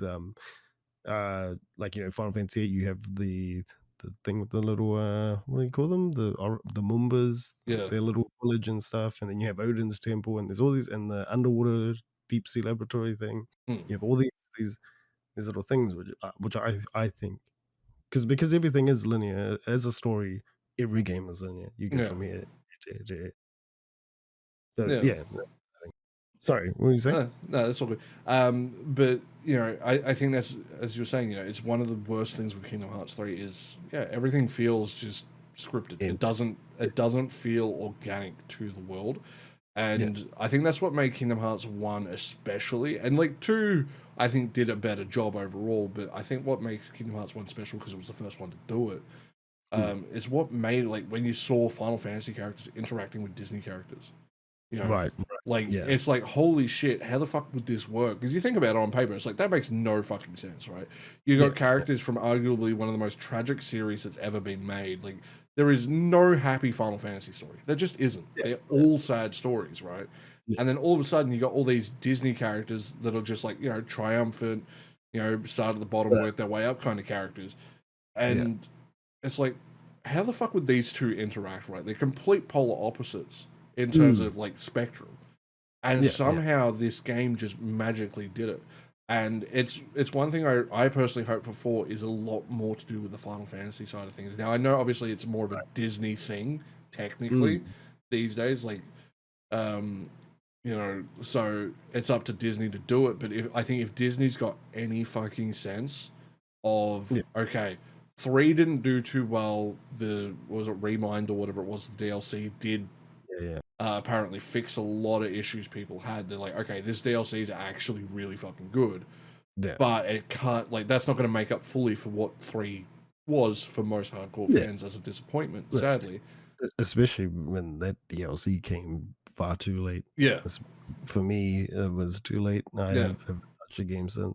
Yeah. If they had announced, hey, like from day one, we're working on this big DLC that's coming out, we understand some people aren't going to like, like it's more for casual players of the series. You're going to enjoy it, but, but that DLC was like, okay, we're going to kind of make up for some of the fuck ups we did. I'd personally love to see 4 really lean more into the Final Fantasy side. I'd love to see some Final Fantasy worlds. I get the Disney worlds and that, and it's cool, but especially considering it's like, okay, well, in the trailer for 4, we get to see like an actual building. It's like, okay, well, this could be anywhere. Right, you could have this be a part of like a modern Disney story, or if you want to be cool and actually do what you could, you could lean a little bit into the Final Fantasy side of things. Now, I think they're probably going to go, okay, how can we make as much money as possible? We're going to lean into our Marvel properties. I see that happening personally. I don't want it to happen, but I see it happen. I'd like to see a Star Wars world, just because I think the Keyblades, man. Yeah. It'd be so fucking cool.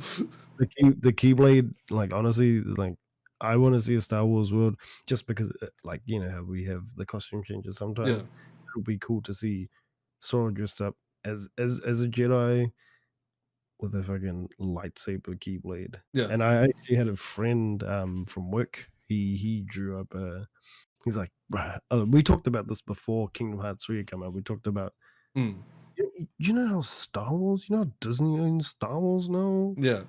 Imagine, and he went home and he drew it and he sent me the picture. I was like, oh, bro. We need it. And then when we didn't get Star Wars in Kingdom Hearts 3, I was like, oh. I mean, I get why, but like, come on. A little bit of fan service doesn't hurt. It would have been like the coolest world ever. I might even have played it more than once. Yeah. And I think one other big hope I have is I really want to be able to play as Kairi, or have Kairi on the fucking team. Because it's like, okay, she is the plot point of Kingdom Hearts 1. Like, she is the story. and then you go, okay, 2, all right, she's still major, but not super important. You know, she's not the plot of the story. And then by 3, it's like, okay, yeah, she's in the background, no one cares. It's like, that's our baby girl. Like, come on. I think I think something like that could possibly happen because if you remember in Kingdom Hearts 3, she was training with the Keyblade. Like she's a Keyblade now, so which doesn't make sense because in 2 she one hits everything. Right. Every time she's on screen, and you're like, it takes me like 5 minutes to kill that motherfucker. She's like, whack. I'm like, you bitch. Well, I think we could see it. It'd just make sense. Like, why have Kingdom Hearts 3? Why have Kingdom Hearts 3 her the entire time training with Axel to Axel? No, Lee. It's Axel. Who the fuck we can? It's Axel. Don't lie to yourself. Who the fuck is Lee? I don't know who Lee is. Huh? Rock Lee? Axel, best boy.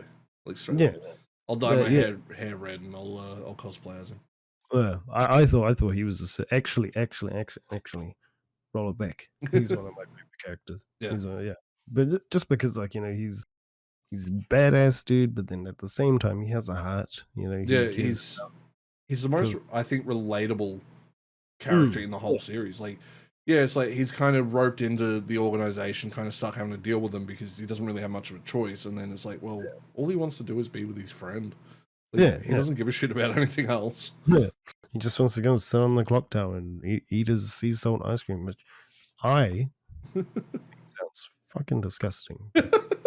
I agree. That could you not think of a worse flavor? No, for something that could actually be sea salt. Like, I don't want salt flavored ice cream. Why the fuck would I want salt flavored ice cream? Like, if I want something savory, I'll just eat like savory food. I don't need a cold savory. What the fuck is that? Well, and especially a watery one. You know what? I'd go and swim on the beach and drink water. By the way, bad for you. It destroys your insides. So I can't imagine that sea salt ice cream is any different. Yeah. Apparently, if you drink too much seawater, you can actually go mentally insane because of the amount of sodium. Yeah. So, I don't know if that's just something, though, that people used to just make up and is one of those things that is, it's a fact, trust me, bro, or, actually a thing. Because I don't think anyone would be stupid enough to actually drink that much fucking, salt water. You'd be like, nah, that just tastes like shit. I mean, what is everyone's usual response to drinking? Usually you're spitting it out for like 40 minutes. Like, fuck that.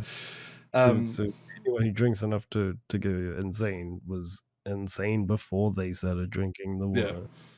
All right, so I want to move into another game series that I don't think we're going to talk about a ton, but I've seen you play games kind of based around it, and that is Resident Evil and just horror games in general. I know you for a while there were playing a hell of a lot of them.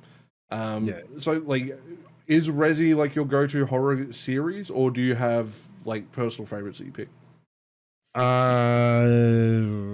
Yeah. It's for a more simple experience. Resident Evil is a very simple game. Compared to other things like Silent Hill is probably one of my favorite. I say my favorite, but I don't remember fuck all about it because I played them so long ago. But if I had to say that I have a favorite, it is sort of based on Resident Evil, which was The Evil Within. So I guess in that sense, the style of Resident Evil, I love the style of Resident Evil. I feel like Resident Evil. I don't know what I feel like actually is what I'm trying to say. Is I love the games. Could I label them as a favorite? Probably not. Not to say they're bad in any sense. I just don't feel like they're scary, you know? Oh, they're not. But in saying that, I don't find a lot of things scary. I also find the stories maybe they're just tainted by the movies, but the stories are kind of boring. They're shit, right? I am someone who I've always maintained I am a gameplay over story person. I do not give a shit about the story of a game at all. Like, it does not influence whether I like the game. It is just icing on the cake as to whether I like it. Because if it's not fun to play, then I'm not going to enjoy it. Right. And Resident Evil, it's like, okay, the first story, you know, there's enough intrigue there. Yeah, the voice acting was shit, but that was the charm of it. You were almost a Jill sandwich. If you've never seen original Resident Evil voice acting, that's the one to go to. If you want the actually little tangent, so you know the movie The Ring, right? Right. There was a game made of The Ring, but not the movie. It was based off the story of The Ring. Right. And it has the worst voice acting out of any bad voice acting I have ever heard. I'm going to send you this clip later after this, so you can see it. But they had this random guy, and it's a New Zealand guy, I'm pretty sure, that I swear to God they pulled off the street. I'm like, hey, read these lines. And you know how typically, like, you play like Resident Evil, like you get the line, you'd wait a second, then you get the next line. There was always that pause. They just started layering this shit over the top. So you'd have this like clearly white New Zealand guy going, oh, what is it? Oh, what happened? Oh my God, I know them. I'm a family friend. And it's the worst accent you've ever heard. Like, you'd sit there and go, what the? Is that like a New Zealander who's lived in South Africa his whole life, moved back to New Zealand, now in Australia on holiday, trying to fake a New Zealand accent or something stupid? Like, it makes no sense. But that shit legitimately made me nearly piss myself the first time I've heard it. I'll put a link to the voice acting for that, because if you want the game, it's like $200. You're not fucking getting it. I think it's only on Dreamcast too. But it's so fucking funny. It just, I remember seeing it and I just lost my shit. I've never laughed so hard at something. But back to the point of Resident Evil. Before we move on, I want to point out if we're going to talk horror games and bad voice acting, Dead Island. Oh, yeah. Dead Island, like, I don't know what Australia those guys have been to, but I don't think it's the same Australia on this planet. I can't even decide what part of Australia they're meant to be from. That's because they're from 50 different parts of Australia and Mars, you know? Yeah, because it's like, people in Queensland have their way of talking. People in New South Wales have their way of talking. Same in Victoria, South Australia, Northern Territory, Western Australia. Everyone's got their way of talking. And you can sort of roughly guess, right? Like, there's a lot of overlap. You know, it's not like America where there's very, very different dialect between states. Whereas here, it's like, there's a lot of overlap, but you'll get certain little, tidbits that are a little bit different. But we'll all understand each other because, we get the general gist of what's being said. Right. But Dead Island, my God. Right. Especially the lifeguard dude. And I remember one part, and he's like, it's like he's trying to say an American no, but like an Australian, he's like, no. I'm like, oh, brother, oh, please shut up. Like, it's not even like honestly, the voice acting in Dead Island isn't even funny. It's fucking so cringe, bro. It's super cringe. And I'm like, it's the right level of cringe though, because like if it was any worse, you would turn it off. Right. It's just bad enough that you're like, oh, for fuck's sake, but you're never gonna forget it at the same time. Fuck the zombie bite. You know, this is enough for me. But fun fact, Dead Island has legitimately the best game mode out of any game I've ever played, and that is One Punch mode, where you can just literally punch a zombie and it flies across the map. Doesn't matter what it is. I think it's only in the definitive edition, but it is so funny. Like, you've got hordes running at you, and you're just like whack, and they just start flying, limbs flying off everywhere and shit. I'm like, I was doing a playthrough for YouTube, and then I just stopped recording and just kept playing for me because I'm like, this is so fucking funny. Like, especially when you get to like porno zombie and that, like if you know that Easter egg. But Dead Island pisses me off because it's like they have the best fucking trailer I think in video game history, and then you get the game and you're like, what the fuck is this? Yeah. Like the game was good. I think it's solid. Yeah. I think for me though, because I played Dead Island quite a bit. I phased off it when playing Dying Light. Dying Light to Oh, like for Dying me, Light is actually the good Dead Island. yeah, like the what Dead Island should have been, and Dead Island for me, like it's my favorite. Um, one of my favorite horror games. I wanna say my favorite, but then there's also Alien Isolation. So Yeah. but um yeah, playing after playing Dying Light, I've tried going back to Dead Island. And I was like, uh, Yeah, uh, it's hard to do. yeah, Dying Light is legitimately a phenomenal game. yeah, And I can't like the drop kick is my favorite thing yeah. in the world. The entire community's favorite thing because it's they actually brought it. I don't know if you played Dying Light 2, Nah, I haven't but got to yet. I'm too they broke. they brought it to Dying Light 2. Now here's the thing. The drop kick in Dying Light 1 was just so OP. Like you Yeah. knocked halfway across the fucking world. And so like I saw the drop kick in Dying Light 2. I'm like, okay. Well, we all know what's gonna happen here. It's been nerfed. No, it was buffed. No, it's even worse than the second one. It's like it's crazy in the second one. I'm like, huh? Okay, that was a pleasant surprise. I I wasn't wish more expecting games would that. do that. Yeah, Yeah, I like when they don't take themselves too seriously. Like, oh, here's this thing everyone likes. Let's, as I said, it's like Dead Island. When I first played through it, I actually just I punched. That's all I did for the whole fucking game. I played with my, at the time, girlfriend, but now ex-fiance, because we right. played through it together. I carried a red explodable barrel the entire game that I named Wilson because the game just reminded me of fucking Castaway. So I just Oh, carried this thing around while we were fucking, she's sitting there killing everything. I'm just throwing this barrel at things and then just punching the shit out of zombies. And right, like, right. I did this all the way up to the end boss. And she's like, because if you've never played, the end boss has guns and he is so fucking hard compared to the rest of the game. Like, it's such a difficulty spot. Now, it's not that he's like impossible. Like, you can still easily beat him if you know what you're doing. Yeah. But she's sitting there with guns and throwing knives and shit and like hiding, nearly dying. I'm just sitting there behind him, punched him in the back of the head. And she's like, "Will you stop?" I'm like, "No, he killed Wilson." And yeah, Wilson! I was screaming that over the fucking thing.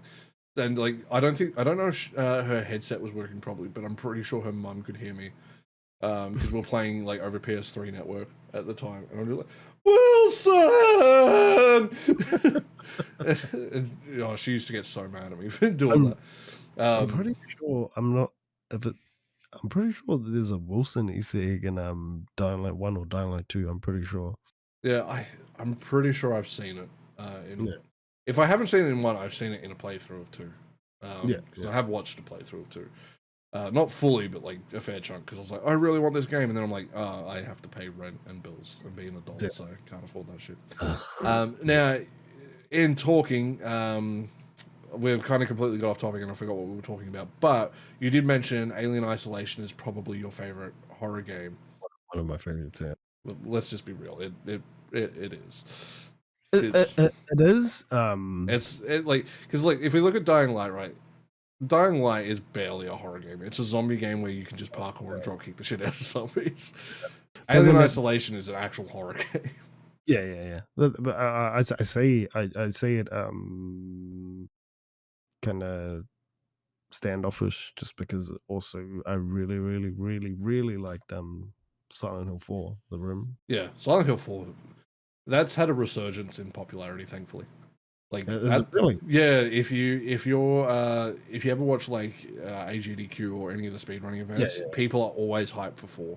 People Yeah. love 4 because they're like, this is a game I loved when I was younger, but the masses shat on it, and Right. it's I think one that's it's one of those cult classic games that's basically come into its own. Kind of like it's like Kingdom Hearts, right? Like Kingdom Hearts was popular, but it always kind of stayed just under that kind of like mainstream game to like, you knew someone who liked it, but you didn't know, not everyone did.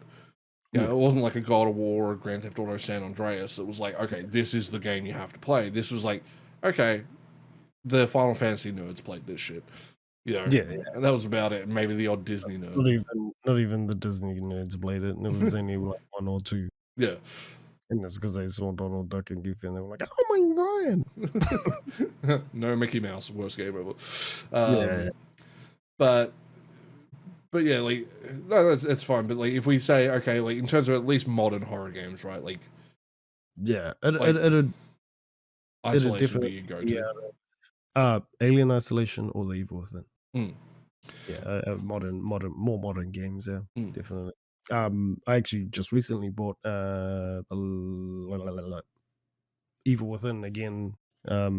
Just the other day, it was on sale, so I bought it, which was dumb because the only reason I bought it again was because I have the physical copy. mm.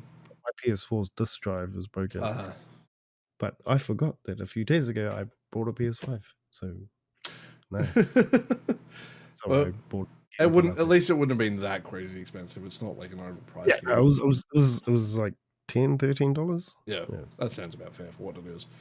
yeah, yeah. I still haven't been able to finish Evil Within because it has crashed on 3 different computers at the same Right. spot every time, multiple times, and I get so pissed off when games crash. Like I don't mind like the odd like okay, you know, say Cyberpunk crashed. Like I think it crashed twice in 100 hours.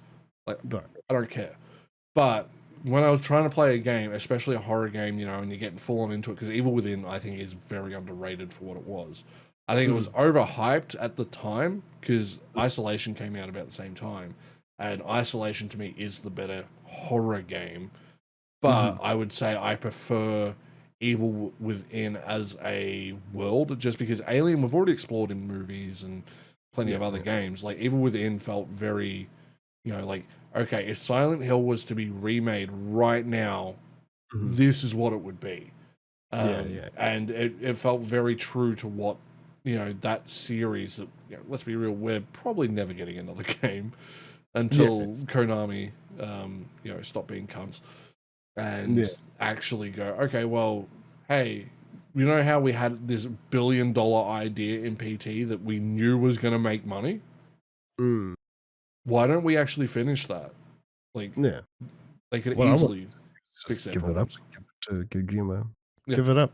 You're not doing anything with it. You're never gonna do anything. But they're so dirty about yeah, it. They're so dirty about Kojima that they're like, nah, bro, never. yeah. I think they're just salty because everyone knows that Kojima was saving their ass. Like Yeah, the only exactly. reason they stayed afloat. Like And they're only making money now on Pachinko machines or whatever it is. yeah, Pachinko.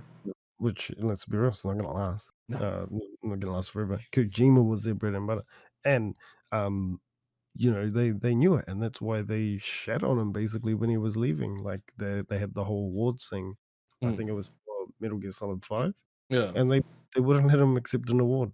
And so what made that funny though was that everyone came together and they're like, well, as soon as he leaves Konami, then they had a whole reward waiting as soon as he left Yeah. to give.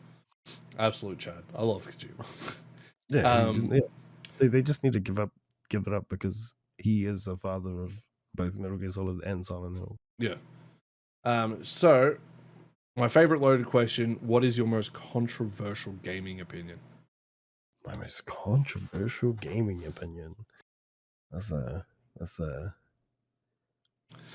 for Uh, me it's an easy one, mm. but I mean, I you can give me have a few if you've got a few. I've got many. I know. um, That's what I want to ask. um, but Final Fantasy 13, I hate with an absolute passion, and I know a lot of the community doesn't like it, Mm. and I know there's part of the communities, I should say, that does like it.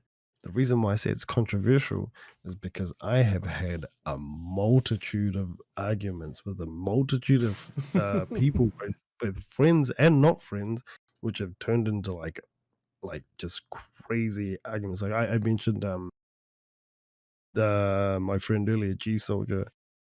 Me and him, whilst playing Ark, had some pretty heated conversations about Final Fantasy 13.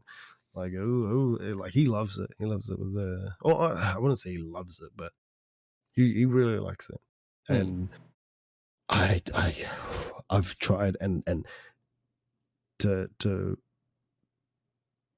pretty much back myself. I've tried 8 times to finish the game, and each time I've been bored out of my brain. And I think the thing that made it worse for me is I didn't even know it was out. I was working out at sea at the time, Mm. and I had come back.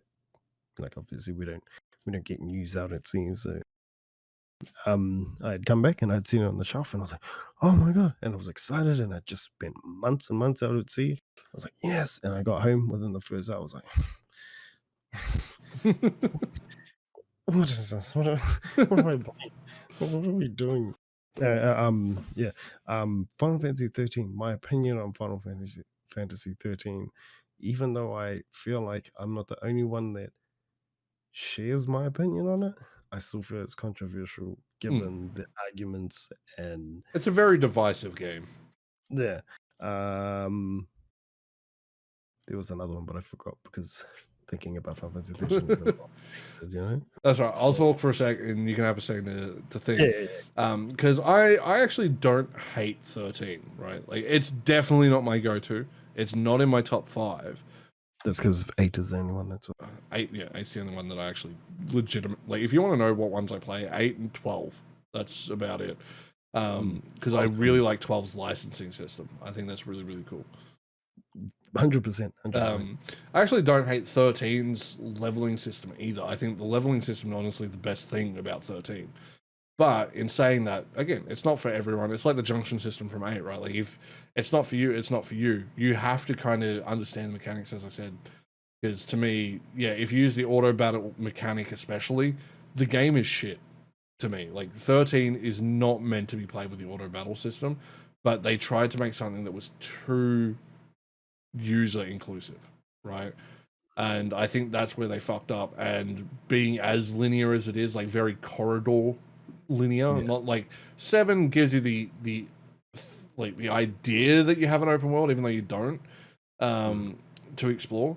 Whereas with 13, it's like, yeah, you don't get to explore shit until you're 60 hours in. Then it's like, okay, now knock yourself the fuck out.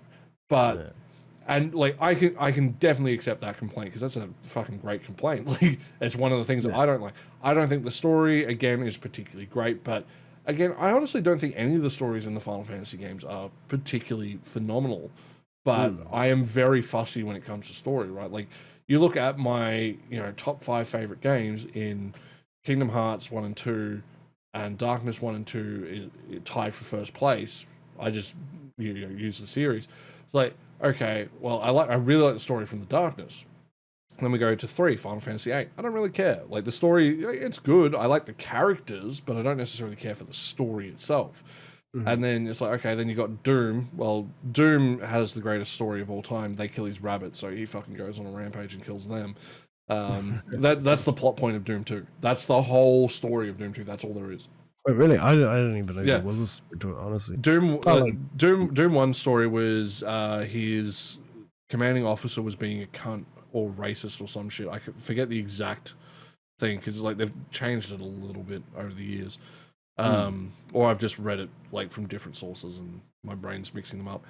But so Doom Guy punches his commanding officer in the face for being a cunt and then gets sent to Mars as punishment, and he was just cleaning toilets when the Hell outbreak happens, and then he goes on his rampage, kills all of Hell, gets back to Earth, finds that they've killed his pet rabbit Daisy. So then he goes to Hell and kills everything. That's the entire plot point of Doom 2. Doom 3 is like basically a reimagining of the first one to an extent. I'm curious what your, just while you're on the topic of Doom, what your opinion on Doom 3 is. I love Doom 3. Doom 3 is, look, if you go mainline Doom games, it is my second least favorite. Right? Like, I will take Doom 64 at the bottom. Like, I do like 64, but it's definitely the weakest of the bunch, in my opinion. Great art style to it, though. I love the kind of claymation look that it has. Then Doom 3, then Doom 2, then I would have Doom Eternal, Doom 2016, and then Doom 1. Doom 1 has always been my favorite because that's one of just those games I will always go back to and play. I like 2016 more than Eternal solely because the the gameplay flow is a lot better than what it is in Eternal. Right. Because like as much as Eternal's gameplay is better than 2016, like hands down better, they have like Eternal has so many cutscenes and just slow moments. 2016 has 2 cutscenes in the whole game. Right. Like that's it. You have 30 seconds of downtime for one, and then like a minute and a half for another, and that's it. Beyond that, it is A to Z, just kill fucking everything. And I'm like, that is brilliant. That is what Doom should be. And that's the core, or the core of Doom really is, you know, shoot shit and kill shit. And, And then like in Eternal has one of the funniest moments, I think, the entire hardcore Doom community, in terms of people who have been playing it like their whole life and know the actual story. There is a key line from, I forget the person's name, but she's like the angel kind of person. I forget. I like Eternal, but I've only beaten it like 3 times compared to every other Doom that I've beaten like 16,000 times. Like Doom 1, I can't even tell you how many hundreds of times I beat that. But she goes, "Oh, I'm going to, I'll give you back everything they've taken from you," or something like that. And everyone that I know that is hardcore Doom is like, "Oh shit, we're getting Daisy back, his pet rabbit." But if one thing I didn't know, if you actually look in pretty much every level, you can find Daisy. So his rabbit's in every fucking level. Right. Which is great. And if you go into the ship where your collectibles are, like in the kind of hub area that Eternal has, there's a like family portrait painting of him with his rabbit, which I was like, that's the greatest little Easter egg I've ever seen. But yeah, like story-wise, Doom is shit. Like Eternal, I don't care for the story of Eternal, right? Like some people love it, I do not care. And then StarCraft has a great story, in my opinion. It's a sci-fi opera game. It is layers and layers and layers of shit. If you want like, I can't think of anything that comes close to how complex the interactions and like the balance is, that isn't just like some 30 years of TV kind of level shit, you know, kind of feeling to it. Because it's like, okay, you got your 3 different races, but then you got different break-off factions in each of those races, and they're all vying for power, and you know, all these things are happening where they're like interacting with each other, they're trying to make alliances and things happen. It's absolutely brilliant, and I adore the story for StarCraft, all the way up until the end. Like there is never a shit moment story-wise to me, but you know, 3 of the 5, I'm like, the story's shit. You know, I don't particularly care for the story. Whereas like, it's like, yeah, Darkness is great. I think it's a very good story, because it's based on a comic book, so it's professionally written, and having, you know, the idea of a horror game where you're the horror. I spoke about this with Glint, where, you know, it's like, okay, it's an FPS, but you also get demon arms, so it's like quad combat, as they like to call it, where you can use both demon arms to do shit while shooting and, you know, throwing grenades and, you know, all this like really cool shit. Like, and it's not as complicated as it sounds. It's very simple. For anyone who's never played it, I highly recommend it, especially 2, because it's like 4 hours long, and it is the best 4 hours of gaming you will have in your life, as far as I'm concerned, for an FPS game.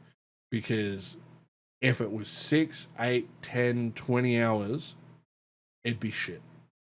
Yeah. It needed to be the exact length it was. It was paced to perfection. There is no wasted time. It is just, okay, story beat to story beat to story beat, while having all the really good action in between. It's just super well paced.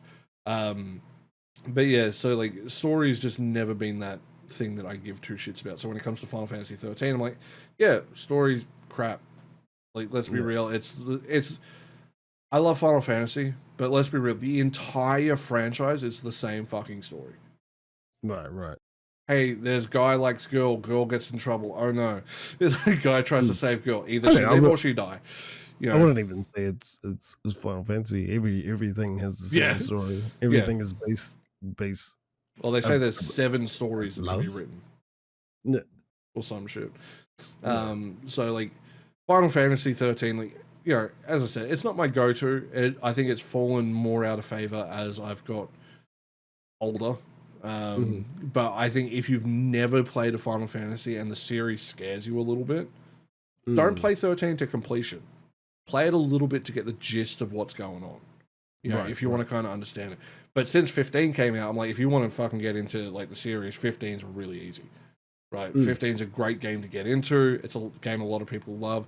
I liked it a lot at the start, and then the more I played, I'm like, okay, this is kind of shallow for what it is. Like, it's not as in-depth as some of the previous games. It's still good. It's still a great game, but just, you know, didn't really hold me the same way as like 8, 10, 12, 7, all that sort of shit. Yeah. So did you think of your other controversial opinion? Well, not really. One thing I do think that could be considered quite controversial, maybe. I don't think Lulu's all that great. I think she's very, very, very nice. I think this is a very nice character. You know, in looks wise. I don't think she's as great as everyone says she is, though, honestly. But then at the same time, there could be more controversial in saying, I'm a Riku guy. Yeah. Because she's like 5 years old or some shit. I was like, but yeah, I'm a Riku guy. Yeah. Lulu, I get it. 100% get it. I get what everyone's going on about. I don't think it's all that great. And I know by the look that you just gave me, you think I'm a fucking fuckwit for saying it. No, I'm actually thinking back to, I was watching, I forget the guy's channel now off the top of my head, but he was doing music reviews of good songs from bad bands, like, well, perceived bad bands, or bands that he's like, yeah, the rest of their songs kind of suck. But he was talking about the band Crazy Town. And so, you know, the guys who did Butterfly. That come my lady, come my lady. Oh, right. Like that one. And he was talking about the singer. And I don't know why this made me think of what you were saying, like how I'm a Riku man. But he's like, you could not tell me, anyone in this chat, because he was live streaming at the time, that you would not pay ungodly amounts of money to smell where that man's finger has been. And for whatever reason, like, I was gone. I just could not breathe when because he went on this for ages, and then like you know, you finally calm down and he moves on to this other band like 15 minutes later, and he's like, see, these guys, I don't want to smell their finger.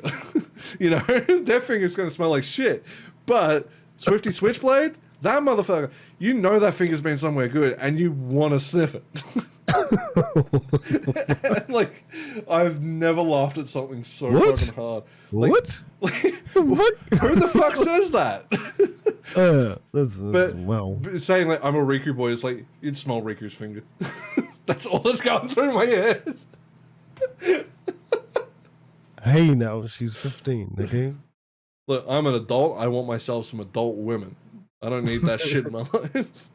I mean, to be fair, when the game came out, I was younger, I'm pretty sure. Yeah. I think. I'm going to just say I am. I was. For legal reasons? For legal reasons, yes. I don't want to be getting knocks at my door with handcuffs waiting for me outside. I'm just saying, like, I had to think of something controversial when I thought of that, and I don't know why I brought up the Riku part, but I'm sticking. You'd smell his finger though, wouldn't you? Like, let's be real.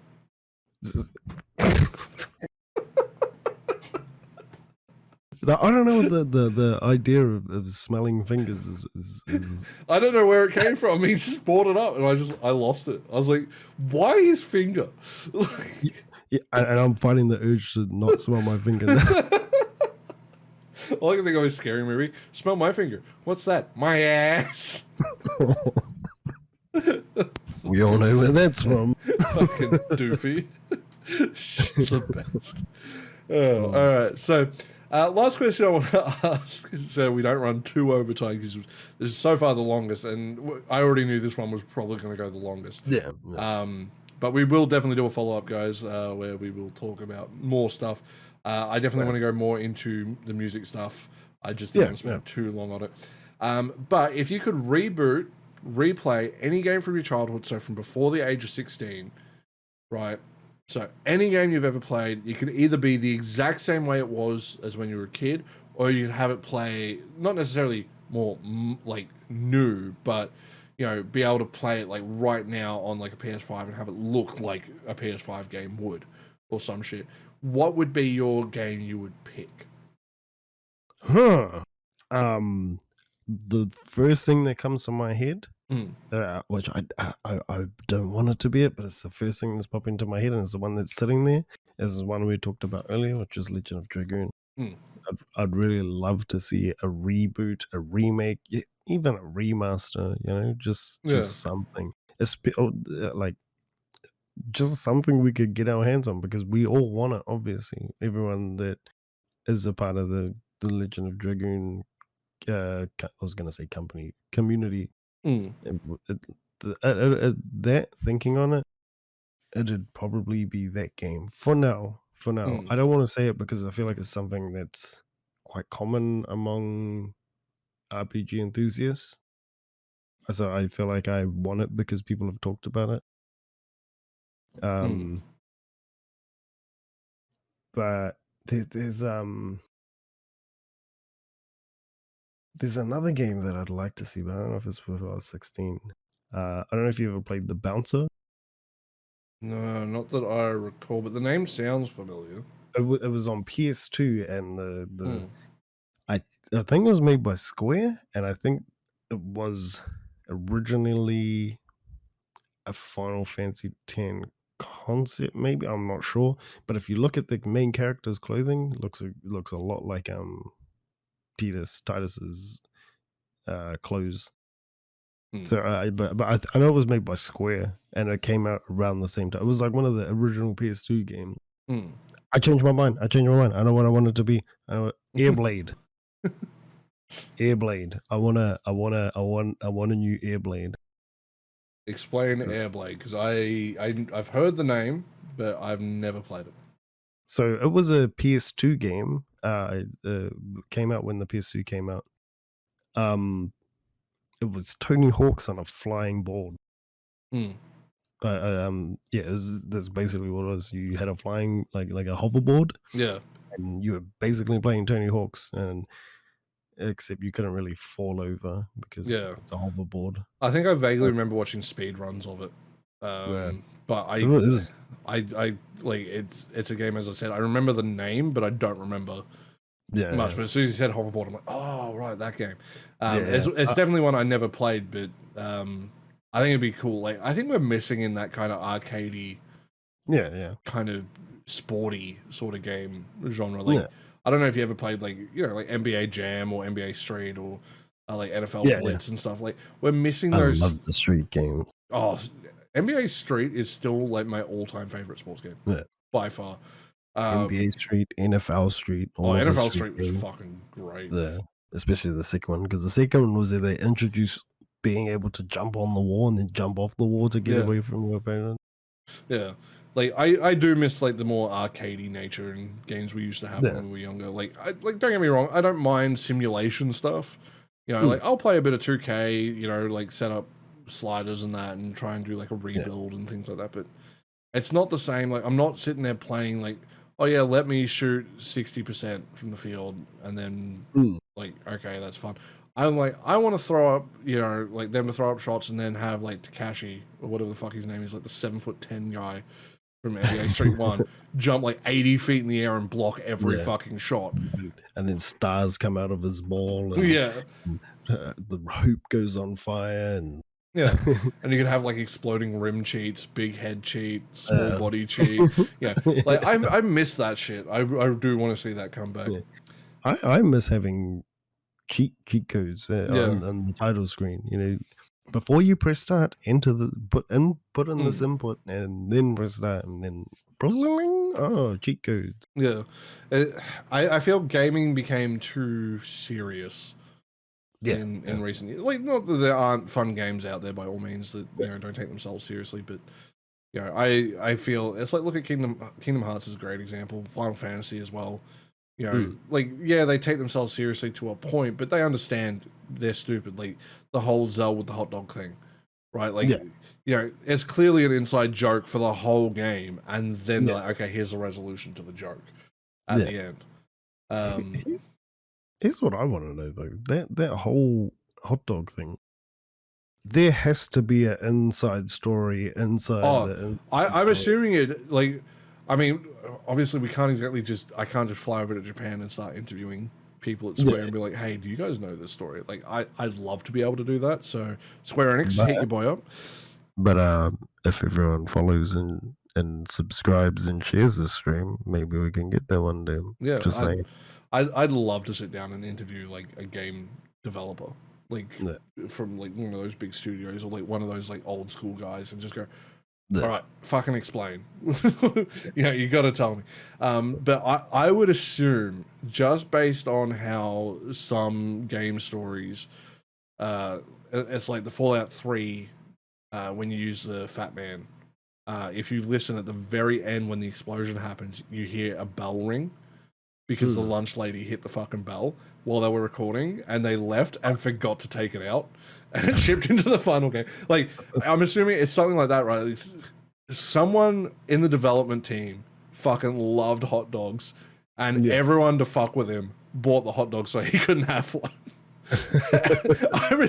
I could see that happening, right? Like a development, because like you're talking, you know, like what 90s Japan.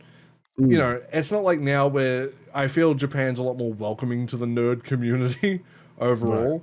Like back then, I feel like the nerds were very, even today, like, you know, and not just Japan, like worldwide, nerds tend to, you know, gel with other nerds, and, you know, friends, all friends will play pranks on each other. Yeah. And if you're on a development team and, you know, you're kind of the outcast group in a sense, even though, yes, your job is serious and, you know, you got to do that, you know, you're having a bit of fun. I'm hoping that's what's happened. Realistically, there's probably like the like director of the games, like he went to a convenience store, was like, I want a hot dog, and they just didn't have any. He's like, and then he told that story, and like the game writer's like, hey, that's a good idea, let's take that. You know, somebody had a really heartbreaking story that had to do with hot dogs, and someone was like, thanks, man. Thanks for letting us make money off your pain. This is our new subplot to the entire game. Don't ignore all the other characters; they don't matter. Just Zell and the hot dogs. Like, if you ask me, like, what are key points I remember from Final Fantasy VIII?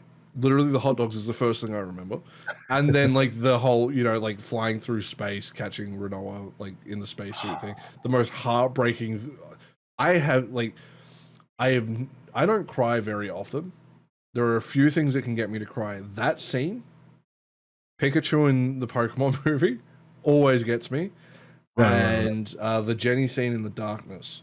And I will explain that scene because 2 doesn't do a great job of explaining that scene. And playing the darkness now, like the original, because it's a PS3, like 2007 game, it's very much a early PS3, Xbox 360 FPS. Like, it's very rough to play these days. So it hasn't aged particularly well. But that scene, you've gone through all this shit. You're trying to save your love interest, like your character's girlfriend, who's been kidnapped by the mob, who are trying to basically get you because you've got these superpowers, essentially. And they're like, okay, well, we need to get him under control because, you know, we pissed him off because we tried to kill him, and now he's coming back for us. So how can we, you know, get him to stop? So they kidnap her. He doesn't stop because you're like, well, I want her back. So, you know, goes on the tear, gets to her, and I've never seen a game do this where they're like, okay, you know, main love interest. Pardon me. Typically, you save them, right? Or, you know, you get right to the end, and then maybe they kill them off, you know, for like a tragic end if they want to have that. Right. You're halfway through the game, and they just shoot her fucking head off, like right in front of your character, and the darkness, like the entity within your character, refuses to let you break in to stop it. And you can see like the layers that starts to create with like Jackie's relationship with the darkness and this real hatred he has for it, but the fact that he needs it to get his revenge, and it becomes this whole thing. And 2 does an even better job, in my opinion, of building upon that relationship. And because it shows how the darkness, because they try to take the darkness away from him, which he technically doesn't care. He's like, yeah, fuck it, I don't care. But the darkness is like, no, you need me. Like, you can see how it's like this abusive relationship between the two. The way in which that game ends, because they wanted it to be a little ambiguous. I don't think they planned exactly on making a sequel. It kind of feels like, oh, maybe Jackie's died, or he's just, he's on near death. But he's sitting on a bench with Jenny, like a mental image of her at least, just laying down with her head on his lap, and he's just sitting there patting her head. I'm like, oh, I was just gone when I first saw that. And then in two ends where you find her trapped in hell. Just to spoil a game, but this game came out like fucking 10 years ago, so that's on you at this point. And you find her in hell. You've gone through all this shit to save her.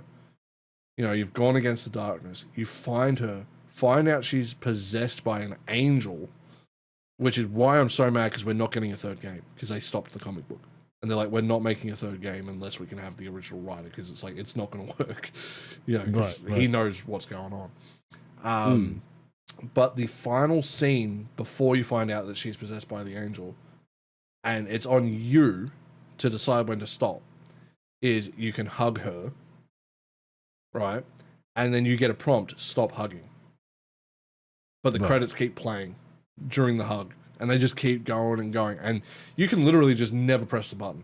I've literally left it there for an hour because I was like, no, I can't do this, because like, the Jenny that he wants is not real, and it's just fucking brutal. It's honestly one of the best experiences if you want like a heartbreaking, tragic story, that still has that glimmer of hope, even though we're not getting the third game, because 2K, for the love of God, I don't know whose dick I have to suck or whose finger I have to smell. Give me that shit.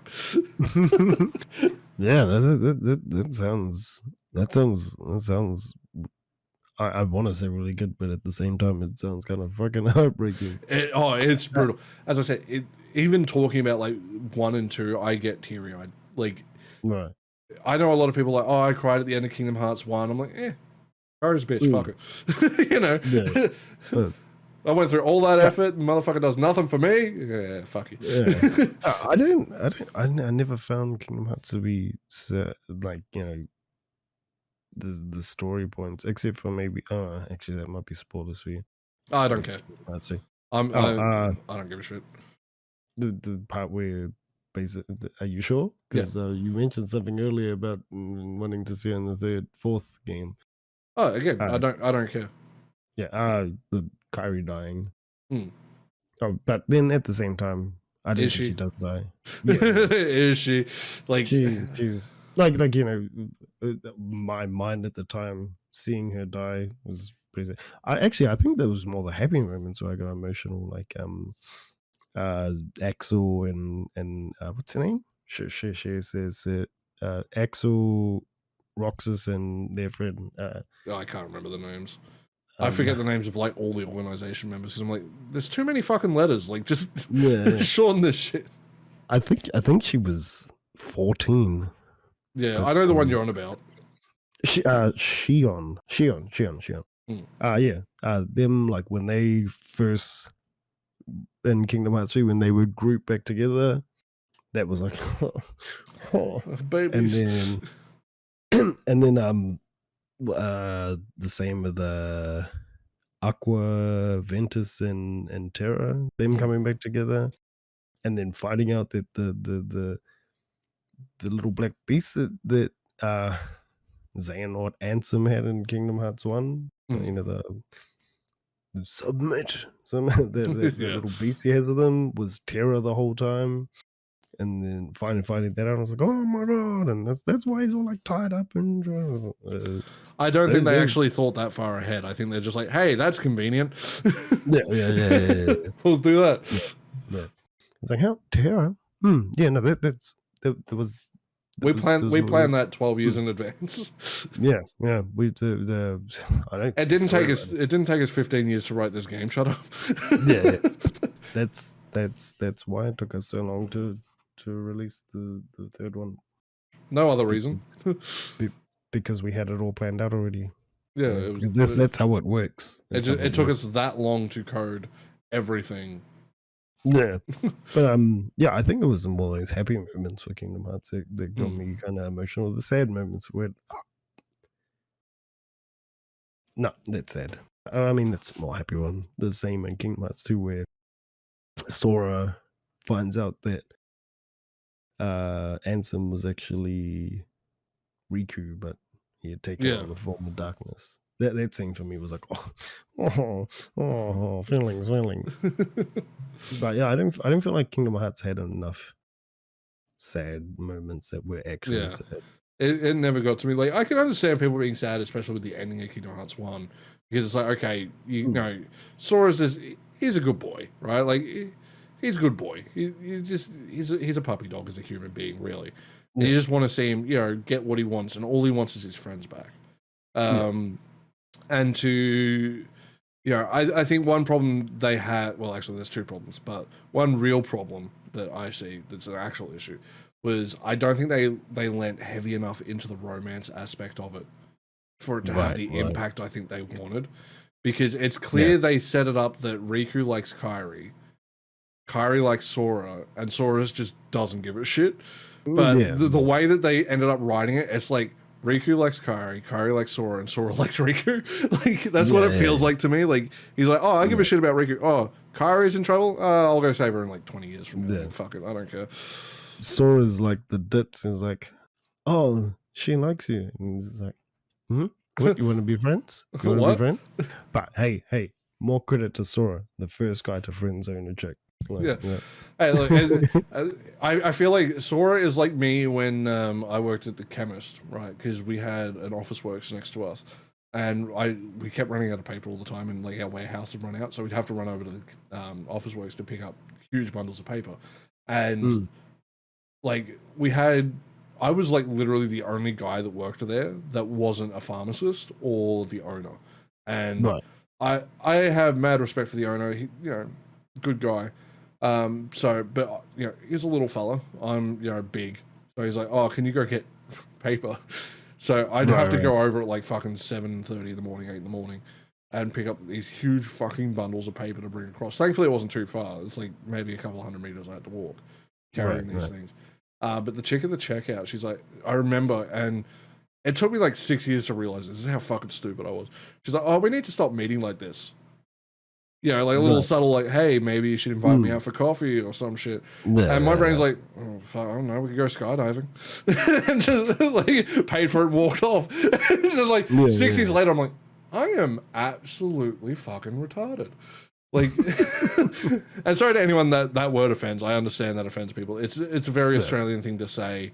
We don't mean it in any offensive way. And if you are really going to get your panties in a twist, fuck you. But to understand on the Pacific side of the world, a lot of things that people find offensive, we just don't care. We don't find offensive, and the things we do find offensive, we still don't care if we offend ourselves. Yeah, like we don't take ourselves very seriously. There are people out there that do, and we think they're idiots.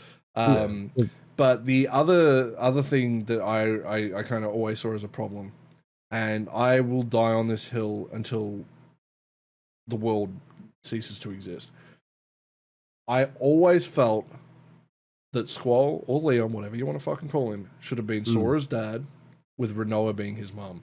Solely because in Kingdom Hearts 2, you have the scene where they act exactly like each other, even though they haven't seen each other for a long ass time. And the reason why I always felt like that is because me and my birth father, we see each other maybe once a year. We talk the same, like the same music, act the same. We even started listening to folk music at the same time as each other and hadn't spoken for 2 years. Right? Like, just, it's like, oh, hey, have you heard this band? Yeah, I've been listening to that song. Have you heard this one? And like, we just sat there sharing music that we've been listening to that's the exact same shit. You know, we love the same shit. And I'm like, there's some things you just can't help when it comes to DNA, right? Like, and I always, and because we, you know, I don't care that they're like, oh, Rinoa technically made a fucking appearance. It's like, no, she didn't. Shut up. That doesn't count. She made an appearance? Yeah, she's in a side game for like one scene. Yeah, Like, right. I'm like, yeah, no, that doesn't count. Retcon that shit. Fuck off. Yeah. She, in my opinion, because we never see Sora's mum, you can retcon the voice thing. That's fine. Yeah. I would love to have her be the mother because A, gets her into the game as a legitimate character, answers the fucking question, who the fuck's his parents? You know, like, that's the biggest question anyone has. Who the fuck are these kids' parents? Where the fuck are they? You know, you go to 2, it's like, yeah, oh, Kyrie and that are coming back from school. Okay. Where? Where's school? Like, where is this shit? Where's school, and how the fuck are these parents letting these kids How does this society work to get to an island? Yeah, like what the fuck is going on? Like, are they like like say you live in Australia, you live on the beach, or if you live in New Zealand, you live near lakes and things like that. Yeah, if there's a little island, kids are gonna fucking go out to it, right? Like that's normal. Cool. But at least establish that, because when you're on Destiny Island, you can't fucking see nothing. You just see ocean for days. It's like, my brain, I never, like, until you get the scene where it's like, okay, you're in Sora's bedroom. I'm like, I never put it together immediately that was the case. I'm like, oh, it's like, Wind Waker. They're just on this island. This is where they live. Yeah. Maybe there's like another island somewhere else that they go to. Yeah, I when I like for the most part of my relationship with Kingdom Hearts, I always thought that where he lived, there was somewhere around the island that you couldn't go where his house was. Yeah, like on the other side. Yeah. I mean, but it just it's always pissed me off, and I think it brings in much needed kind of depth to the backstory, and it gives Leon more of a purpose than just being, okay, we know everyone likes Cloud, but Cloud is literally too much of an emo boy, whether the fanboys want to admit it or not. Like, he really is more emo than what Leon is. So they're like, well, Leon's more of a leader character, whereas Cloud's like an unwanted hero.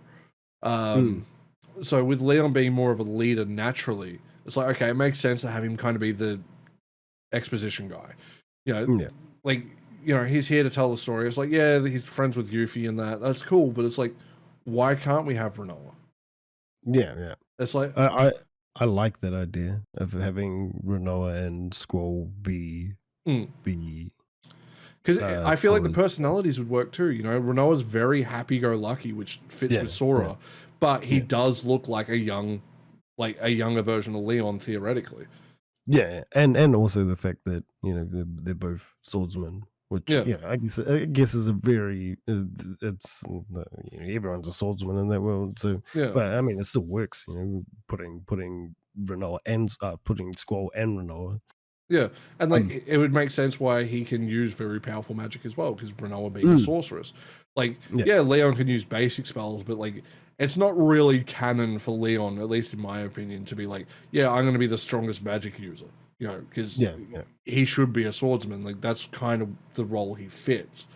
Even though, if you're playing the game, you can decide that for yourself, but, like, at least what the story fits, it's like, well, yeah, Renoa's meant to be the source of magic for the team if she's on the team. Like, they're like the kind of, and like Zell being, the melee, right? Like, they're kind of the only 3 really defined characters. The rest can be whatever you want. So it's like, okay, well, we've got that. It's like, it makes so much more sense to me. I will die on that hill. I think it should be in the games, and I like that idea. I really like that idea. Like, I've had a conversation with someone who tried to say no. I'm like, why? And they're like, oh, because no. I'm like, why? Like, there's no reason it couldn't work. Like, we have no backstory as to who his parents are. It makes sense given the story of Final Fantasy VIII with the whole orphanage thing, that Leon, is overly protective of Sora, but also understands maybe I shouldn't get involved, because of like split worlds and stuff like that. And, as I said, explains the whole mother debacle that's been a fucking question for 21 years. Well, 20 technically, if you want to. And like, we've been asking, who is his mother? And like, at least we get a voice for his mother. We don't even know who his dad is. We don't know what he sounds like. Yeah. Like, worst case, just say that he was a sperm donor. Like, I'd get something out of that at least. Like, fuck it up. Like, look, even Goku, right? Dragon Ball Z, Dragon Ball is a franchise. That shit's been going since the 80s. Yeah. We knew who his dad was, never knew who his mother was. Akira Toriyama's like, okay, fine, you guys asked enough. I'll write a story for the mother.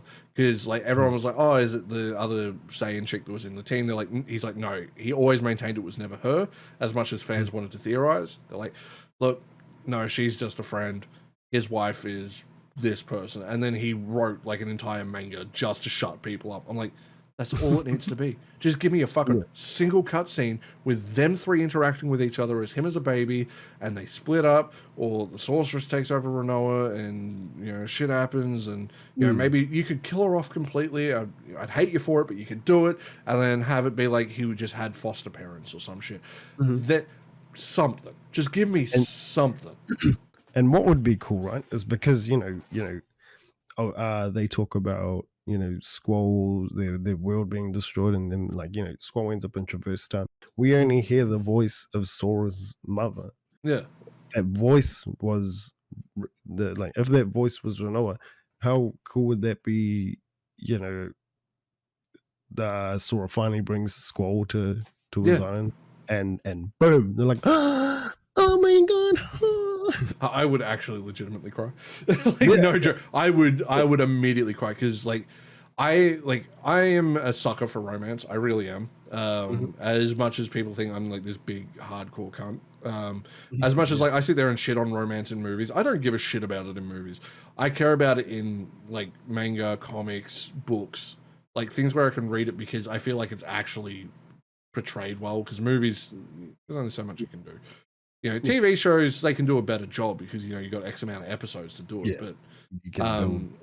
But like, I can't think outside of The Darkness's love story. I can't think of a love story I love more than that of Final Fantasy VIII. Yeah, I love it too. Just because, for me, it's just because of how tragic it is. Just it's such a tragic love story, but it's like it gets a happy ending.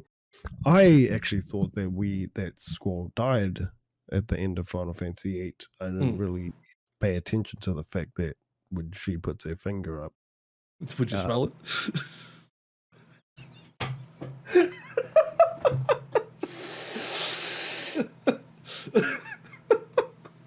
No, I always forgot and it wasn't until like years later playing it and realizing that Squall was actually there. I didn't realize he was there. Yeah. I don't know why. Maybe seeing that part and I just stopped paying attention all those times. But it was years later that I was like, wait, Squall's here. He's not even dead. I thought he was dead. I thought he died. This motherfucker. I think it's I honestly, I think you probably stopped paying attention just solely because, like, it's so emotionally draining by the end. Yeah. You know, like, especially that, you know, as we said, that last fight is so fucking brutal. And, like, the story just ramps up so hard in, like, the last kind of third of the game. You're like, because the first, like, half of the game, not a lot really happens story-wise. It's like, okay, we're just kind of building the world. Like, this is why I think the game's actually really well paced. You know, by the time you get, you know, you've learnt the world, you know, the mechanics, then they're like, okay, now the story really kicks off. And it's just like, bam, bam, bam, bam, bam, bam, bam. And you start smashing through shit. Yeah. And it just gets more and more. And then by the time you get through, you know, that brutal fucking castle, that fucking insane last boss fight, which I can't think of many final boss fights that are as hard as that if you do not fully understand the mechanics to a T. Yeah. Right. That, you know, you finally fucking drag your way through it. And then, you know, you're just done. Like, you're just fucking exhausted by the end of it. Right. And especially because you need to do those other fights to get there. Yeah. And then you do those fights and you haven't activated the save point or the ability to use items. You have to go from one fight and then go to the next fight with the same amount of health you had when you did the first fight. It's wild. It's a wild. It's the most bullshit fucking thing. Like, 100%. Like, bullshit. I think last time I played, because I played on PC, I cheated. I just threw on like the 999 damage cheat Right, and right. the instant attack cheat because I'm like, I am not fucking dealing. Fuck off. Like, Yeah. by the time I get to the castle, because I've done it before, like a few times, I'm like, I'm not doing this again. Like, I have done some stupid shit in games, and I will continue to do stupid shit in games. See my Kingdom Hearts grinding to 100 thing restarted, but that castle, I refuse to do it. I'm like, no. I do like the music in the castle. Though. Oh The yeah, music's no. I think 8 has the best soundtrack of any Final Fantasy. 100%, 100%. I love it. That could just be. You know what? It's not biased. It's the best. It's the number one. I don't even think it's biased, right? Like, I've heard a lot of people discuss Final Fantasy 8. It's like, what do you think Final Fantasy 8 has over every other game? Has the best mini game and has the best soundtrack. Yeah. Triple Triad by far is. On Triple Triad. What was the one on Final Fantasy 9 called? They have fucking a whole bunch of fucking bullshit, rubbish shit. Fucking hate it all. I remember trying it once and being like, this is shit. I'm never doing this again. I haven't tried it since. Yeah. It's, because I tried to get into it, and the thing is that RNG was a bitch. Like, I'd have a card that rolls up an 83, and then the opposition card rolls up like a 12, and I get beat by the 12. And I was like, well, that's not RNG. That's called just total bullshit. Yeah. Like, what? That doesn't make sense. It doesn't make sense at all. But Final Fantasy 8 one, at least that one, if you win, it's because you're skilled at the game. Yeah. Like, there was a lot more strategy than people give it credit for. Because, like, you didn't necessarily have to have the most powerful cards. You just had to know how to beat your opponent. That's all that mattered. And you had to know how to play by the rules, like yeah, they kept changing. Man, I tell you, like like the amount of games I lost because I didn't realize the rules had changed. I'm like, that's why I always saved before I ever did it. Because especially when they're like, oh yeah, we're taking your best card. I'm like, oh, fuck you. I'm just restarting. Yeah. I'm not doing this shit. Yeah. But then you could even like beat, or you could beat or be beaten with like rubber, like, just semi-decent cards against a bunch of player cards. As long as if you had the same rule and the combos and all of that, you could win as long as you played right. All right, I think we have gone long enough. That's 45 minutes longer than pretty much every other interview, just because I'm determined to let this one be the longest. We could definitely keep going. We will probably do a follow-up in several weeks from now, assuming we can organize shit, because we both love sitting here talking about stuff.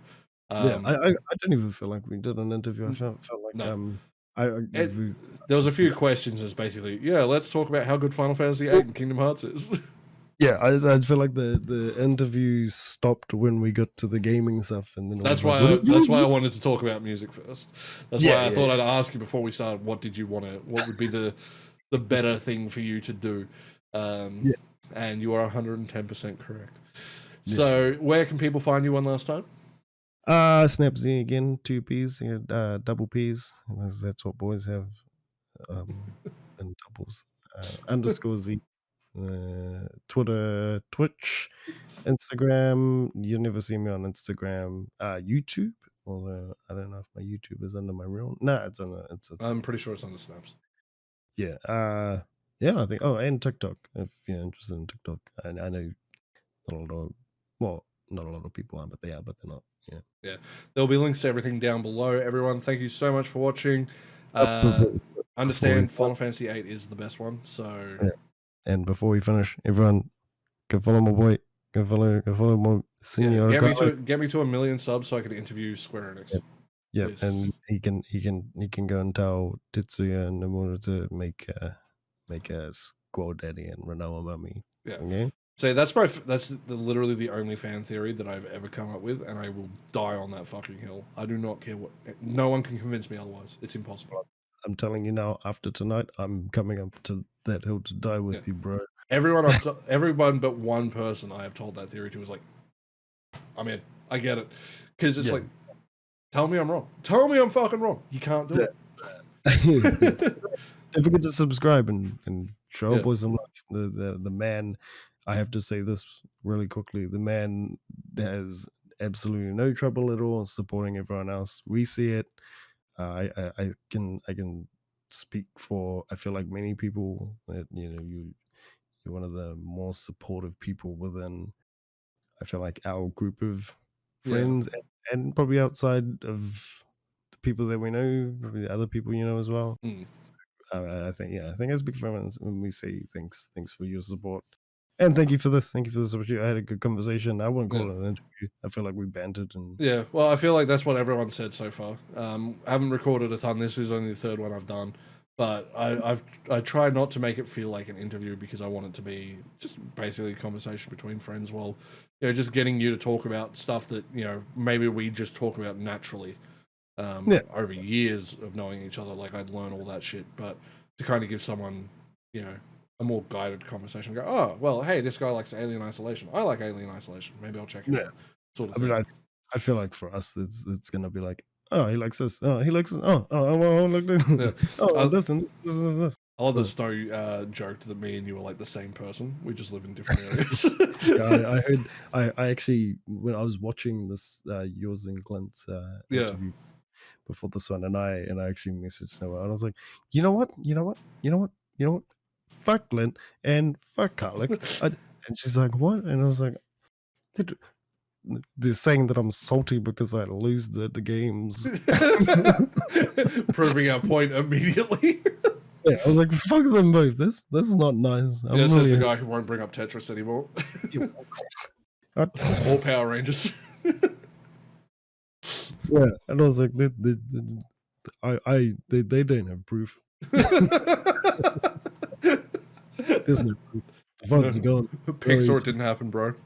Yeah, the only thing that happened was Varavaha. Yeah, thanks again, man, for having me. It was good. And again, everyone go follow Karlec. I keep saying follow. I mean sub. I mean, you can follow me on Twitch as well. Even though I'll Exactly. probably clear out my followers again at some point when I'm super depressed. I do it like every 6 months. Like I deleted 9 years of work just to be like, I managed to get all the way back up to 50 again. Let me get rid of that again. Because I was wondering what happened. Like, I get super depressed at certain points, and I'm like, I do not want people to watch, but I want to stream. right. But it's like I want to stream, but I only want like 2 people to show up at most. Yeah. And I don't necessarily want it to be friends because I don't want to like sit there and go, oh, now you have to deal with me being a sad boy. Like how everyone gets when they're depressed. You don't want to feel like a burden to your friends. Yeah, But you 100%. also don't want to feel useless at the same time. So it's just this weird thing my brain does. I'm just glad I can't do it for YouTube because I would be really pissed at myself, especially considering we have doubled our subscriber count in the last month, just because my cat is too adorable. Yeah, and I get what you mean too. I mean, I think I think like sometimes when we don't want people around and we are having the sort of depressive kind of feeling. I think sometimes when going live, and at least this was for me, going live, you get to stop being you, and you get to be like, you get to stop being, I want to say a real name on stream, but you get to stop being you, and you get to be Karlec. Yeah. For me, I just get to stop being me, and I get to be Snapp. Mm. And I think, yeah, so I 100% understand what you mean when you say, I want to go live, but I just don't want people to be there. Yeah. Because you get to stop being you. Yeah. So this is something we'll actually probably get into in the next one as well, is the mentality of streaming. So if you guys did enjoy, as Snapp said, obviously follow him. Feel free to subscribe, like, comment, share your thoughts. Tell me I'm wrong about Daddy Leon, because we know And we'll fight you. it's just true. If you smell people's fingers, fuck it, let me know why. Or your own. Oh my god, it smells like ball sweat.